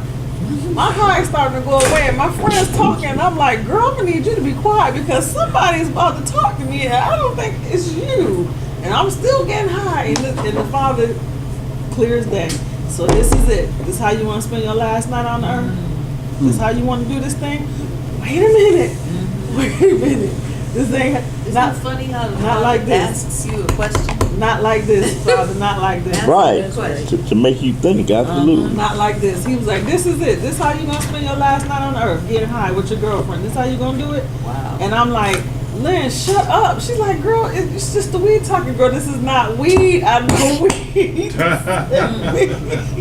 This is not weed. And I ran out of her car and I'm praying. And the Father is like adamant, like, no, this is it. You can say goodbye to your friend because this is it. This is your last night on this earth. And I remember pacing back and forth that entire night. Wow. And it was the night that time changed. I never forget it. So it had to be around this time. It was the night the time changed. And I kept asking my friend, what time is it? And she kept saying, it's only 10 minutes. It's only been a minute since you asked me that. But it felt like 20 minutes. Hey, Ro. This is my son. Oh, you know, I never met him before. I seen him. This is not. How old are you now? How old are you now? 28, good. 28? Yeah. It's been about that long. Peace, yeah. bro. Peace, peace. It's been about that long. I remember you was little. I saw a picture of you when you was little. And when I this is Pat. Ain't that something? Good to meet you. You tall, man. Now, you got you a grown man. Grown now. Got a beard and everything. And when that happened, Ain't that something? I literally, Monte was sleeping, and I remember kept saying to the Most High, I gotta see my son grow up. I gotta see him. I got to be different. Please give me more time, Father. And he did. You teaching now, Monte? Teaching the scriptures now? I know a little bit. You got all that knowledge in you. I know time to feed me to you since you was little. Yeah, you know, I knowledge and stuff. Yep. All that. That's a blessing. Yeah. Got you a beautiful queen next to you. And Oh, whatnot. absolutely. You gotta be black. But that's the wisdom of the. See, we learned the hard way. Yeah. See, y'all don't have to go through the boot camp like we did. Right. We was battling people all the time. Oh yeah, y'all was I getting mean, your knocked in family the didn't head. want us to come around. That's how we was. Yeah. We give you a knockout, bam, we come in the door. Jobs firing you. Woo! Because So we learned the hard way. keep Sabbath, or because you want to keep the Ooh, Sabbath, they man, firing you. we learned Anything the hard that you did, they found a reason to get rid of you. This is weird. We Yeah. cast our pearls before the swine a lot of times. Yeah, we did. But you know, but when you really think about it though, sometimes we may have considered that being cast into the swine, but every now and then somebody come up in our past. It was a guy on my YouTube channel. He was like, "Do you remember me?" I said, "No." I was one of the guys that used to go back and forth with you on your YouTube Ain't that channel. something? Yeah. He said, "I'm in the knowledge now." I said, "What?" That's what I was going to say. That thing I was saying earlier about Susie Q. You Right. don't know. Susie Q could become the biggest teacher, Servant. you know, servant, whatever, later, and you'll never know it. Yep. As long as we did our part, as long as we did what y'all said do, Yep. we're good. Yep. But you know what? Since we are the forerunners, I like to use. We the forerunners. We old now, you know. We was once young, but now we old. Yeah. We look at the young ones coming up, and we see a lot of mistakes we made, Yeah. and we're like, do they really realize that they're killing the influence more so than being effective? When you come around your family, I'm sorry. oh,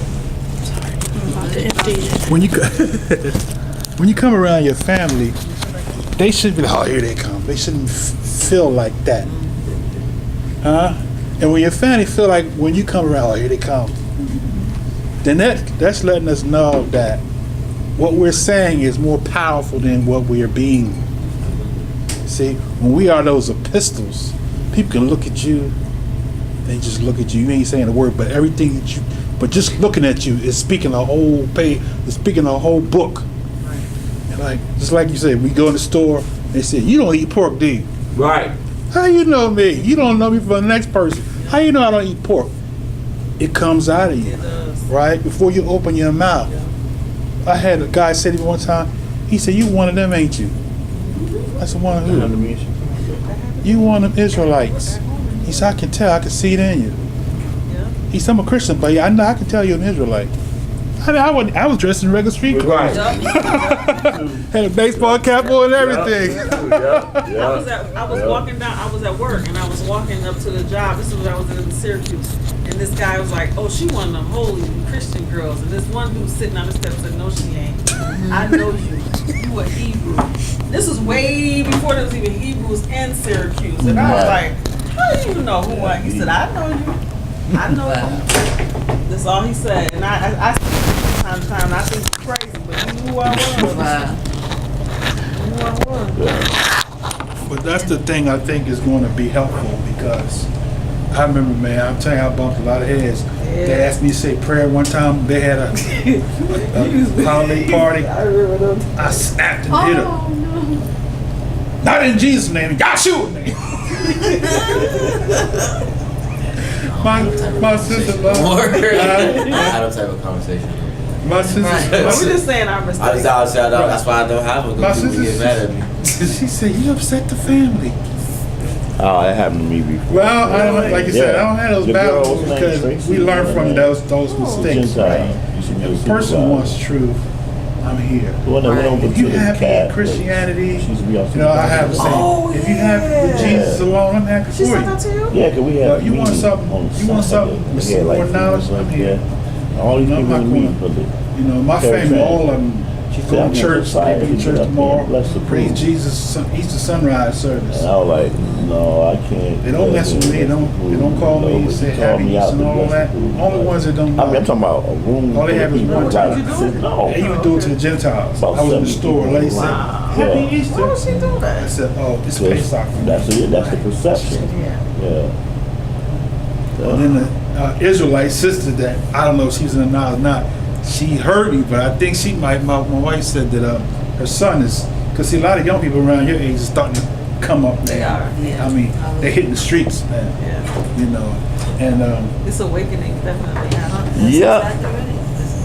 but People that's are the more thing. receptive. Oh, you didn't get a Yeah, chance they to are, you know. expound on that. I was saying from your perspective, how it was 30 years ago and how it is now.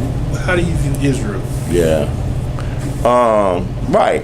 30 years ago for me, being in Chicago, and I'm getting into this word, you know, join myself to a congregation up there, Israel God. And I'm like, wow, okay. You know, it's, you know, very few of us out here. And see, here's the thing. And so in 93, this is my fourth year in this word, fifth year in the word. In 93, we look and see Jerry Springer, and we turn out of Chicago. And there's these Israelites on his show with the just talking crazy, cursing everybody out. The devil is the white man and stuff like that. And these are the Hebrew Israelites. So we start calling each other. Y'all see these guys? We never seen the New York version of the Hebrew Israelites. And I'm saying that to say is that we thought it was something that Jerry made up himself. Oh, okay. That's what we thought. We thought that was something Jerry made up. Because we Hebrew Israelites in Chicago, we've been here for at least 10 years at this point. Seen nothing like that. Huh? Right. Never seen So nothing where like he go get these cats from? And they also, I'm saying that to say, man, it's just that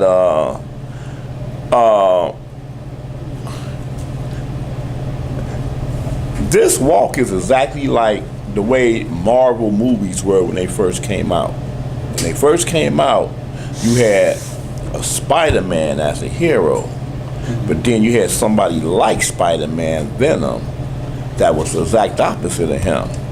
When you look at who the Hulk fought, when you look at the movie, Hulk fought this other big dude just like him that got powers the same way he did.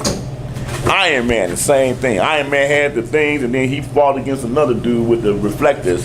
So that's just the way it is with us, man. It's like, you know, we're not out here, you know, cursing people out, you know, being ignorant, you know, and up there. We know that our role is to be a priest nation, to teach the people, and that's what our forefathers failed to do. That's why we over in this captivity right now. We understand that. But the adversary put these guys in the center of every street to make us look like a wild bull. like crazy, you know.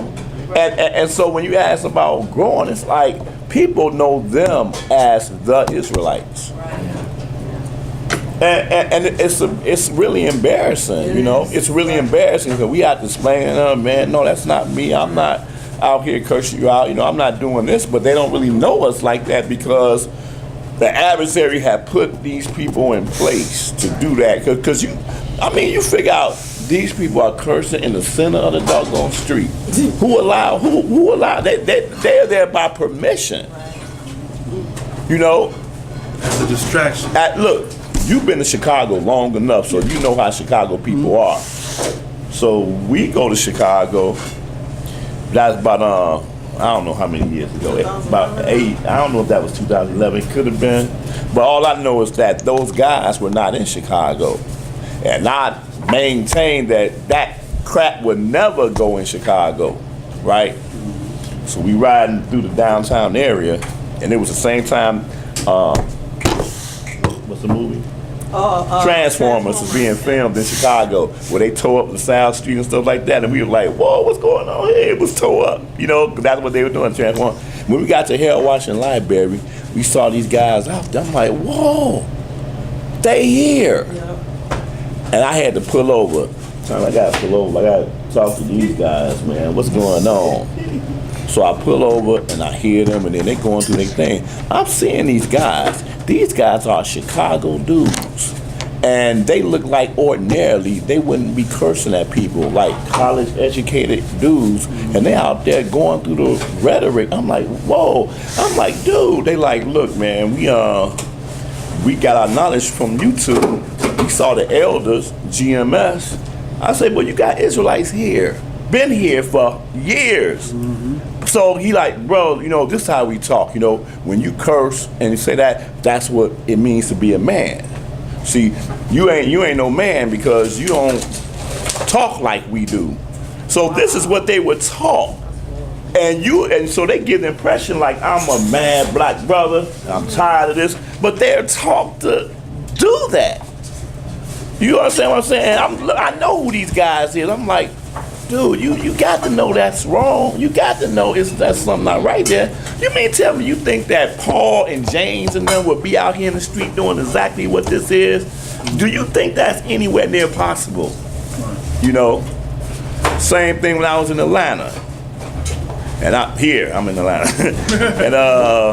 and we, you know, at the end of Shabbat, you might have came down there before. No, at the end of Shabbat class, a lot of us would be downtown, where we would run into other Israelites downtown, near 5 Points or whatever. Underground? Yeah, and 5 Points. And so I'm down there, and then there's a group there doing their thing. And the brother's breaking down Deuteronomy 28, just like what you heard earlier today, Deuteronomy 28. And he breaking it down, I'm like, whoa, you know, he gathered a crowd, man. He was doing a pretty good job. So I'm like, whoa. Then there was a white guy in the crowd. He went on. Right. And white guy ain't said nothing. He's breaking the scriptures down, then be like, dude, what you looking at, man? I know you want to do something to me, don't you? And and when he did that and he started cursing the guy had not asked a question, had not said a word. The people dispersed. They were no longer listening. I'm like, ain't that some manufactured stuff? You was breaking down the scriptures, wasn't bothered by nobody, and the guy ain't said nothing to you. You gonna start cursing this white guy out just because he's standing there, and the white guy looking incredulous like I didn't do nothing. Right. And people dispersed. So what they came away with is that I heard Deuteronomy 28, but this is what a Hebrew Israelite is. Yeah.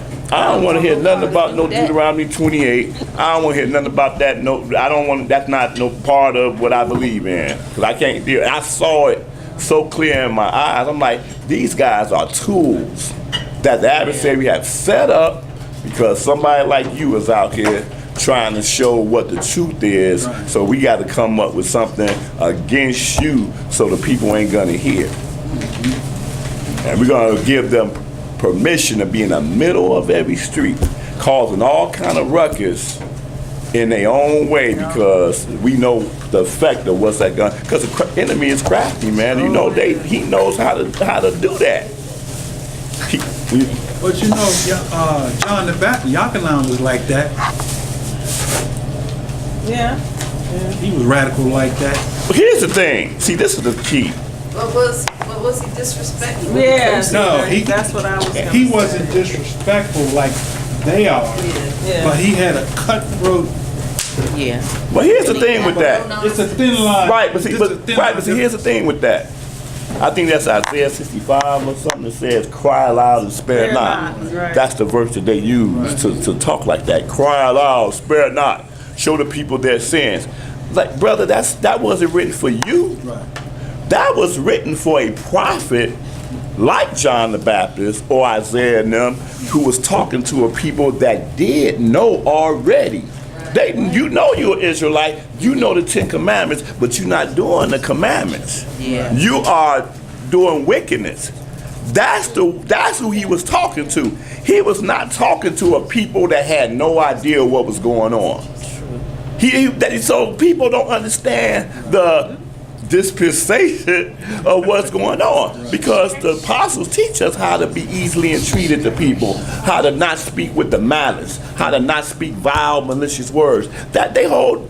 You read Peter and all them, they're teaching that because they knew that the people that we're talking to are new people that had not heard this truth or whatever.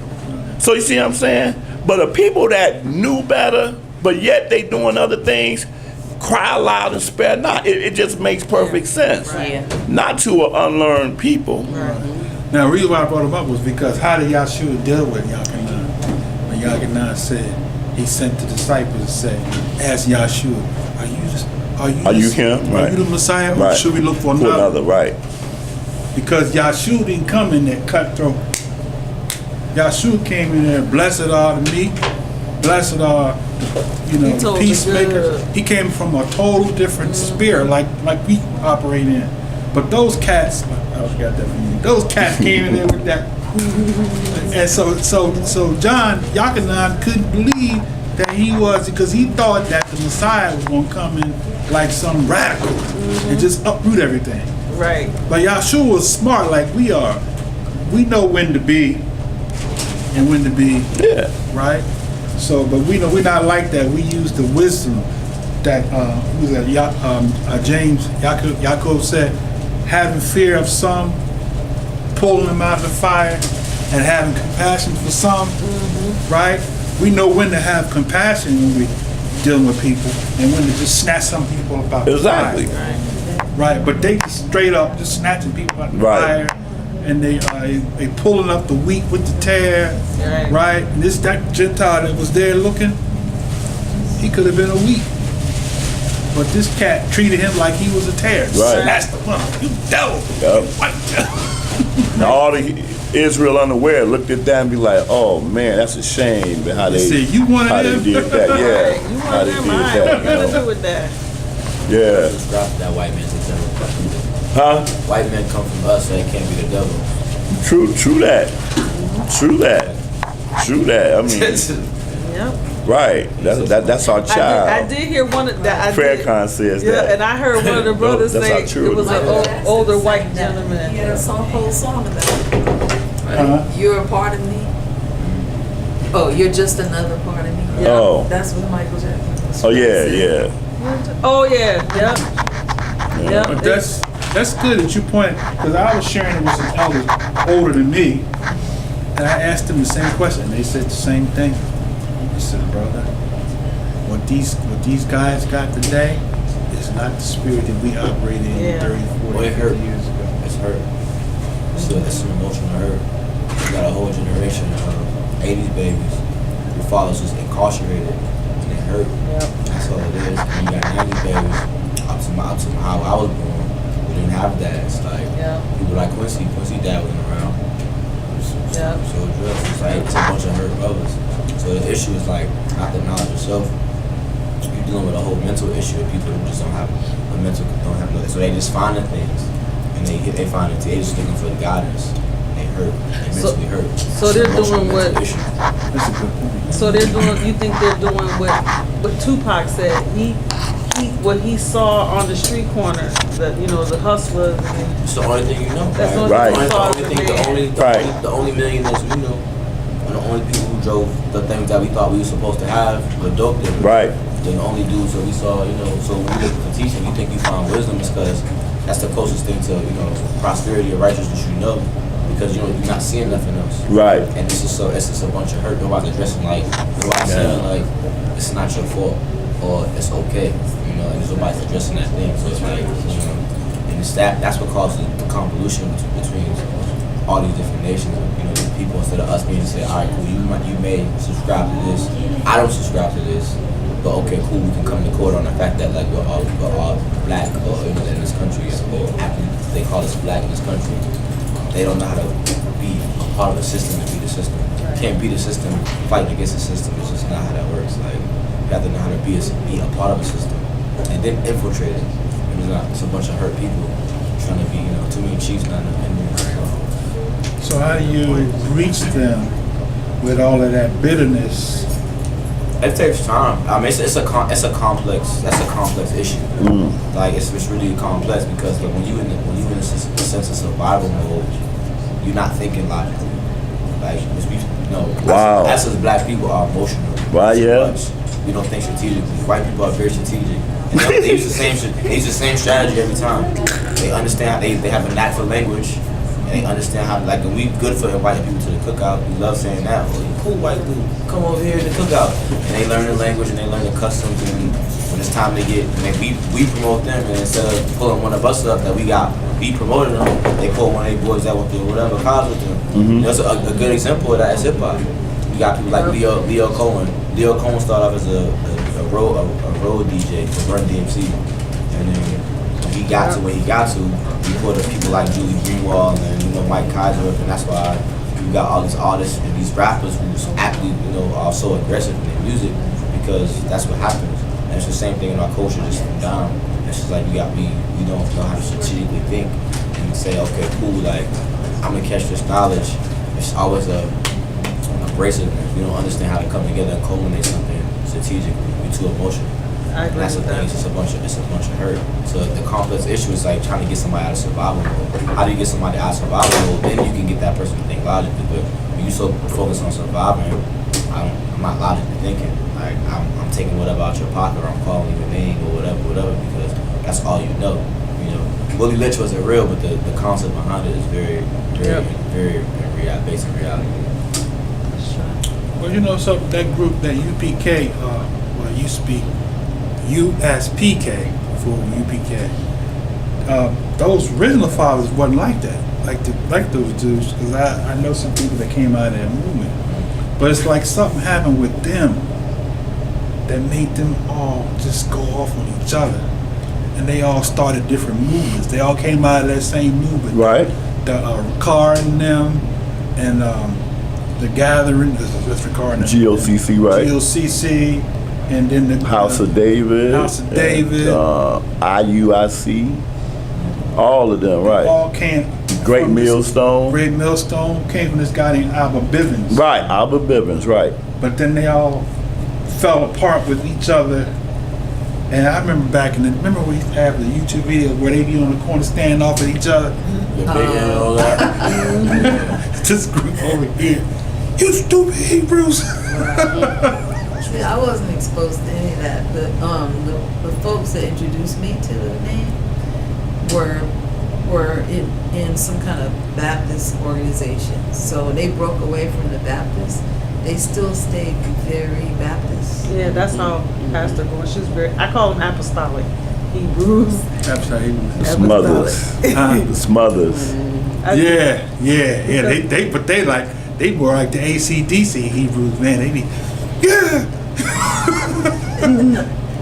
Yeah, but because the Pastor doing Gordon it. she was kind of very Christian-like in her Hebrew walk. But she's Hebrew, but you know, just some of the ways, because that's what she came out of first Right. day. Right, So, exactly. so Exactly. yeah. That's why the youth are waking up, because they tired. Like I'm actually myself tired of praying. Like it's like we look for action.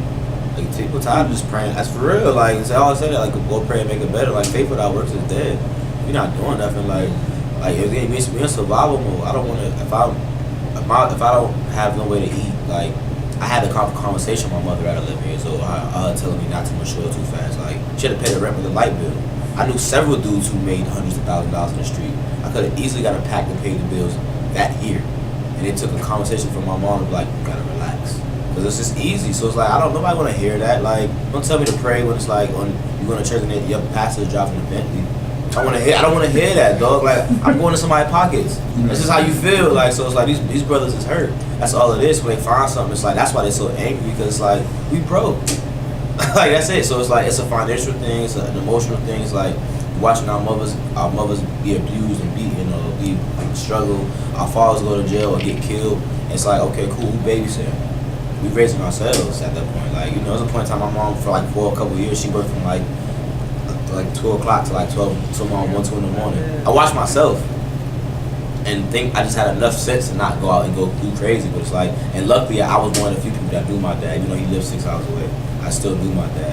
A lot of my friends didn't know their dads. Like, I had a cop stick on a gun in my face at 13 because my friend sold drugs at 11 years old.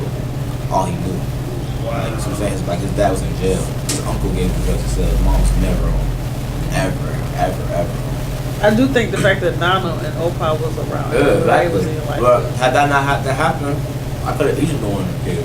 That's what it is. So it sounds like, just listening to you, that a lot of those younger brothers is using the Hebrew Israelite identity as a crutch. yeah. Yeah.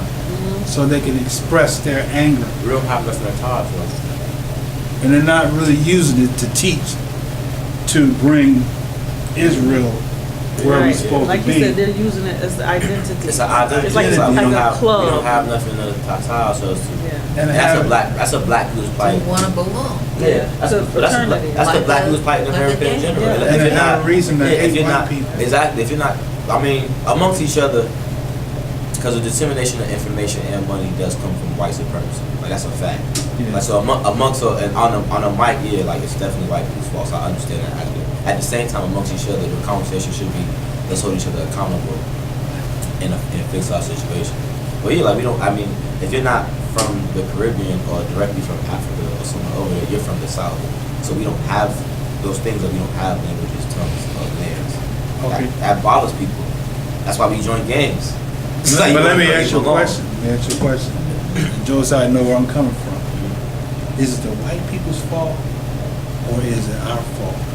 It's a mixture of both. Here's the thing. I'm going back to why we're here. Like, Are we here because it's the white people? as far as why we're in this country. Yeah. Oh yeah, And the conditions that we And face. the condition we face, yeah, we got sold out. Yeah. Not negating the white supremacy is a reality, but the reality of the matter is, They are They are the two. They are the two. As far as we are initially here, yeah, like our own people definitely, yeah. But for somebody who was born in like between 85 and 90, I don't care about nothing that happened 4,000 years ago. I can't control that. Like, so like, if I'm just being honest, I know history, but I'm born in 91.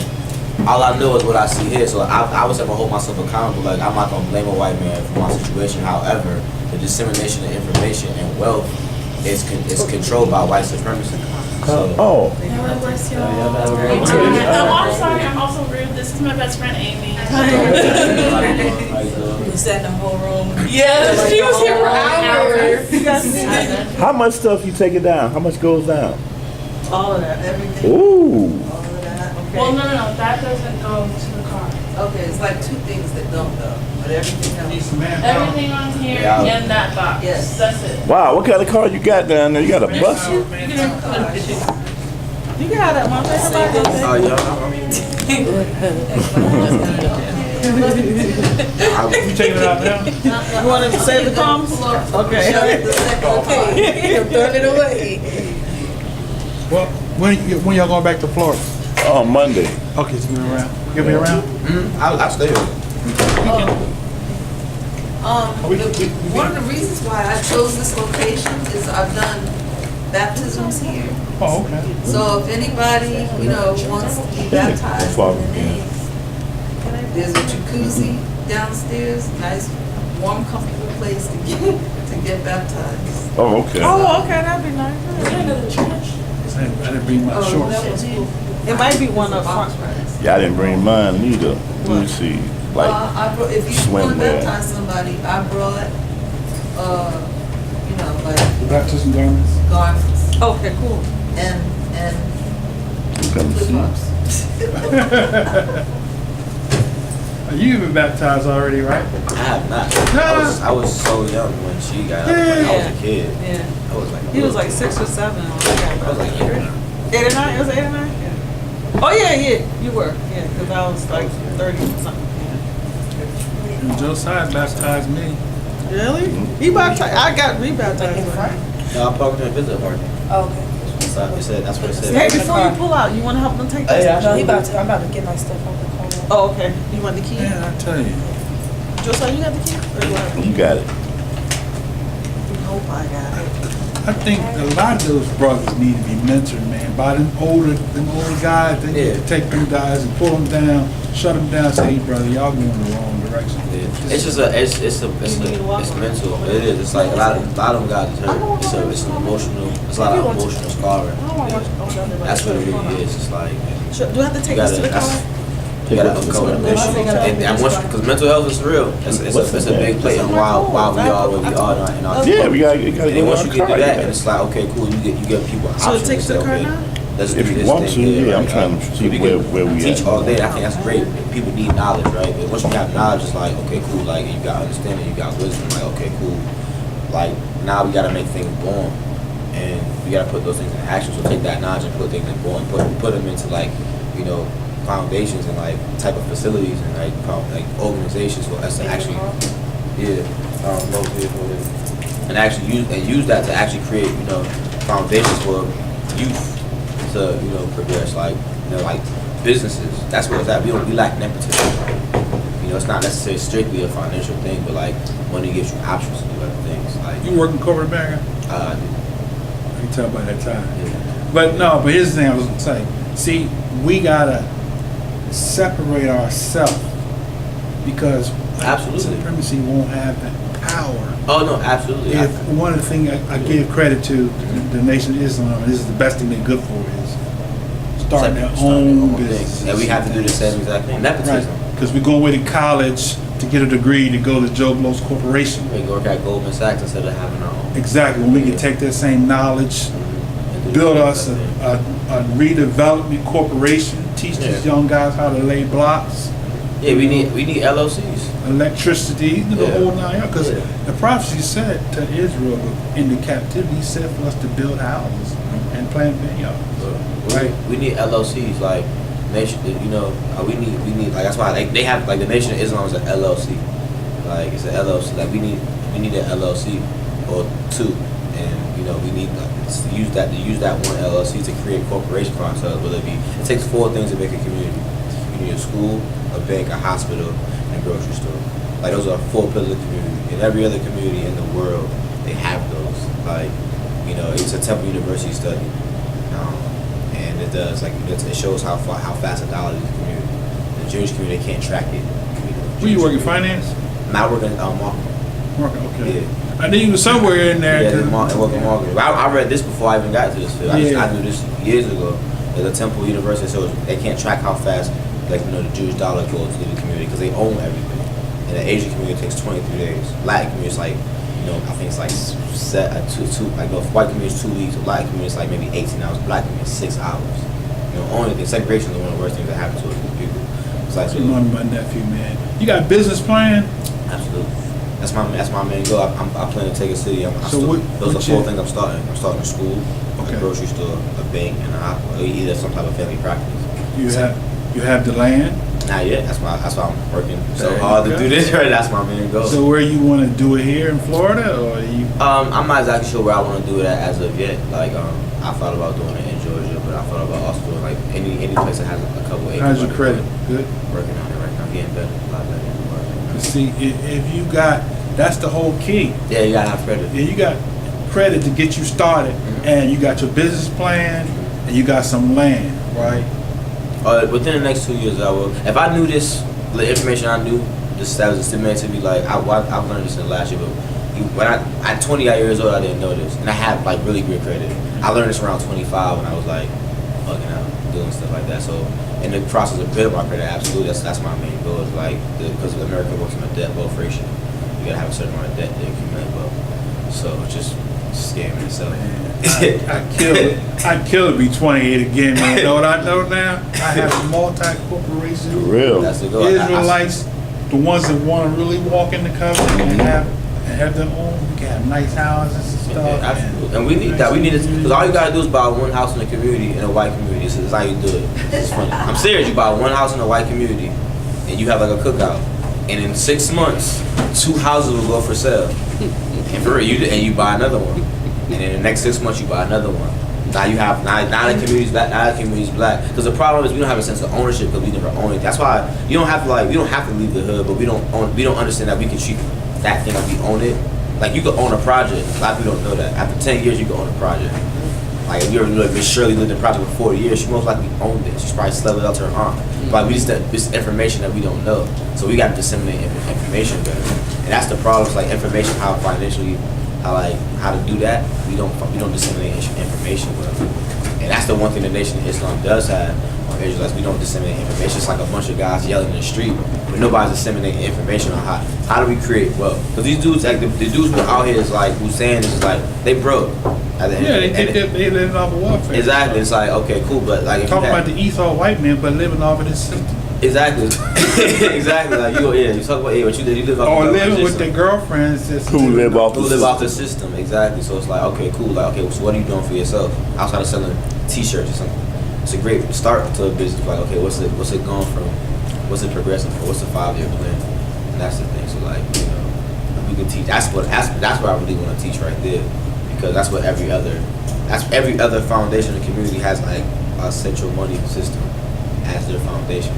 They do like in Caribbean houses they call this susus. That's how they create capital. We've been programming to think that like Arab people like get loans faster. It's like really not true. They just not. So we just have poor spending habits as people. Poor spending habits. Yeah, they get loans faster. So the money goes right out the right out of our community. pocket. 6 hours. They don't circulate like, Asian around. people don't get loans faster. I've talked to several Asian people. They don't get loans faster. They Right, don't. yeah, Arab I people called don't them get to loans make sure faster. to Actually, verify it's I have actually very hard a for them to get loans. reservation They just there. have better spending habits. They won't buy something that they can buy it 3 times. If you can't buy something 3 times, I'm not buying it. It's no point. I'm not buying a PlayStation or no Jordan. I can't buy it 3 times. No, I'm calling you Makes no to sense. make sure I have a reservation So that's the information we like aside with along with this. Okay. We have to financially educate ourselves too. That'll put our Okay. position better. Because when you got some foundation on money in your pocket, it's like okay, Right. cool, Tonight. do something, you feel a lot better about yourself. Man, you've grown to be a sharp young man. I'm telling you. Israel, ISRAEL, It's only that. Cold here. Put my thing on. ISRAEL, It's cold outside. Yes. It Better put it on. Yes. ISRAEL, like the country. Did you say Otter? Him. Look this up. Josiah, JOSIAH. Aura. He said Aura. Right. Okay, so yeah, just I was close. Okay, I just want to confirm that. What's you guys' address there? She might be there To me? to us. Why? That's our family from Mississippi too. Oh, she could be. I think that's the side that turns. Oh, okay. See, I was wondering why it was so different. Like, turning. 3103, what's the name of it, Avenue? Sports Avenue, okay, thanks, yeah, I'll be there within an hour. Takes an hour to get there.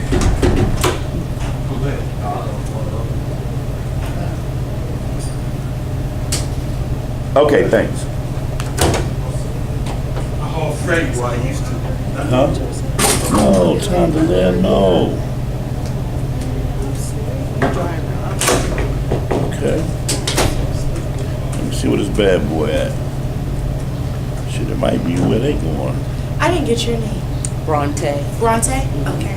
And yours either went over my I'm head. Desiree. Desiree. Desiree. You'll see me again. All right. Looking forward to it.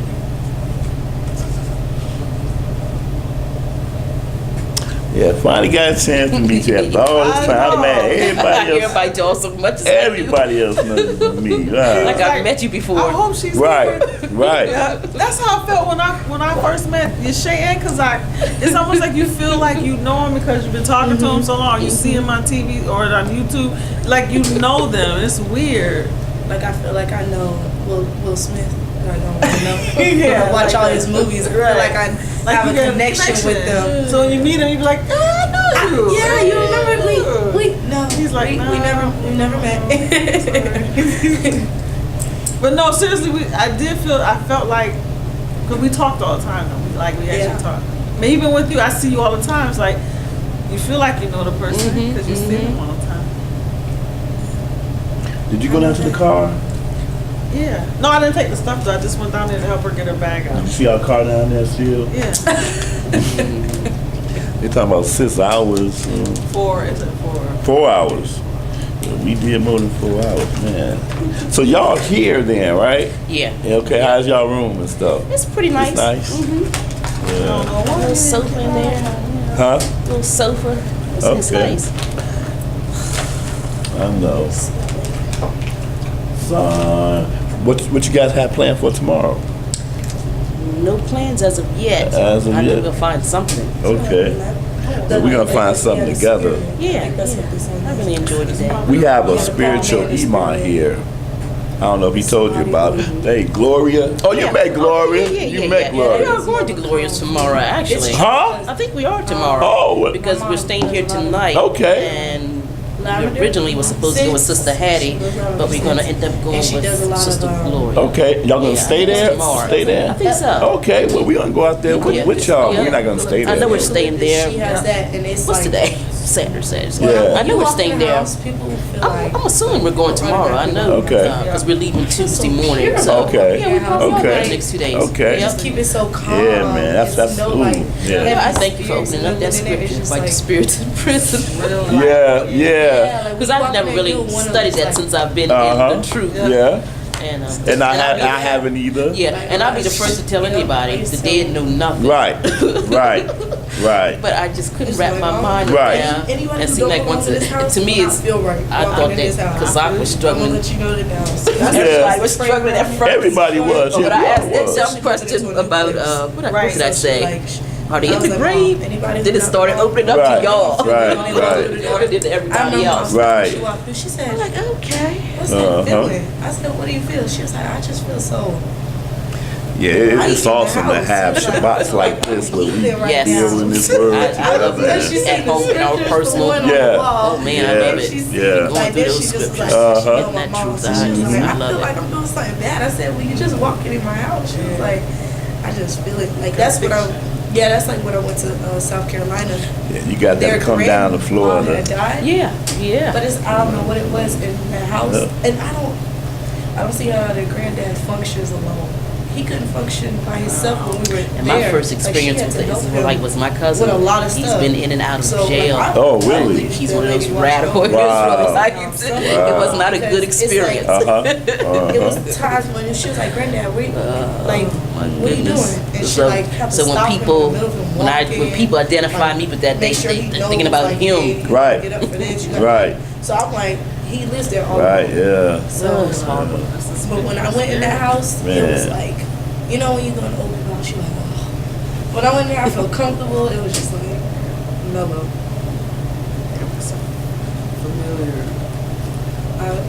I believe like it gives that kind of feeling. And plus it's and stuff like this. It was cold. I know. It's cold out there, ain't it, man? That's crazy. I ain't bringing none of my jackets. Get out my bag. I thought this would be Get out good my bag. enough for Get me. out my bag. Well, you did bring your jersey, so we put that on. All I have is sweaters. I don't even have a coat That's here. what I brought a sweater. Yeah, I wasn't prepared for the cold. We Googled it, the weather. So I thought it was gonna be like Florida. Oh, yeah, it's gonna be hot later on today. And it was like, oh, we're still chilly today. You're not gonna take it. So where are you guys hotel at? If you don't put your mom's stuff in. Oh, this is your stuff? Yes! Actually, that's Josiah's. Yeah, my stuff, man. She said her bag, so I thought it was No, that's Josiah's. That's old folk stuff, man. You don't want none of that. You need everybody when you get it. That's right. All the iron, minerals, iron, clay, everything. Nah, I you know how not to get in the gym. I went to play kickball the other day, and I woke up. Kickball. Oh, Kickball. Who plays it was kickball? like a little team thing. He said he plays kickball. Yeah, like kickball. Kickball. Yeah, we play kickball all the time. Y'all might as well just play soccer. Shoot. Soccer's fun. I know. But kickball is cool too. Kickball's fun. Yeah, I went to my house. I woke up like, It's 49 degrees out there. It is. It don't feel like it. It actually feel like it's like 50 something. Oh, it feels warmer than 49? nah, it don't. Okay. No, it doesn't. It feels colder. It don't feel like it's 43 It's degrees. like it though. feel like it's 33. It doesn't feel like it's around like 52. Yeah. Tomorrow is a high of It doesn't feel 71, that cold. Like it's cold. which is a lot better than today. Yeah. What's Monday gonna be? Monday gonna be 80. Oh, It dropped. nice. It cracked. So yeah, so they going to eat I know. tomorrow. Yeah, you gotta always have. Oh, that's what you- okay, have so the we go to raincoat on. Yeah. If you don't, Screen protector. And everyone was making fun of mine. I know. And this is what I was trying to I avoid. know. Listen, I love hanging out You with gotta have her. that. Gotta have the protection on. You gonna catch something. And like I cracked. You with her son now? Huh? You know she's with her son? She's with her son. Yeah, need like a she short stays with her version. son. Yeah. Yeah. We went to the house. We been to the Well, house. Okay. they have what, like 10, 13 acres there. Yeah. Okay, yeah. Oh yeah, they have them too. They I have need them. a short version. I don't need the long. Like about to go like. For Shemaiah. Yeah. For Moses. What? Like about to split the rest. Oh, this is, yeah. I This is don't need the whole laws and the joints. I just need like the short, just the smaller like waist. Well, they got one. They just got this. Just this part. This top That's part. why I want to stop like right here. I want to be fitted to be fitted. You've been out You know there what? before. You've been out there before where they live at, right? Yeah. Uh-huh. Not where she's at now. No. But I've been to Jonesboro and the other community. Okay, okay. So I haven't been there. Oh, I know Visit you're the talking about. community, but this was before they put the house there. Oh, okay, okay. She sings. She plays. Yeah, that house She in plays all them Jonesboro, instruments that I man, I wanted to buy that house so bad. We did too. Yeah, We did too. yeah, That yeah. house. That house is very nice. Yeah, she sold it. I'm like, what? She sold my house? I'll Yeah, show you. yeah, I ain't had no money, man. Cause the house next door to that house, both of them houses was like $30-some thousand dollars. She does. Independent. Yeah, $30-some thousand She does the dollars. little ones. Oh. Yeah, we were trying to come this way, but I just couldn't get work. Right, I couldn't find remember. work. I'll Yeah. send it to you. Oh man, that's Must not was meant for us to be here. Get my weight back. what specific position were you looking for? I do hospital billing and collection, Right. and that's so. And I found a You would box think of- I would be able to move. Yeah. I found a box So of- you're not trying to come down here now no more? Not really. Yeah. I mean, I would. I would. I definitely would consider it. Yeah. Definitely would consider it. That's a box I like when I was young. Because it's really nothing where we live at. Yeah. Nothing. No Yeah. See, jobs, this is no like this is my second home right here. people to fellowship. Yeah. with like Oh that. yeah. Oh yeah. Gotta drive You so you ain't far gonna for have that everything. here. Yeah, I heard. Huh? Girls didn't know you in town? Yeah. They know I'm in town.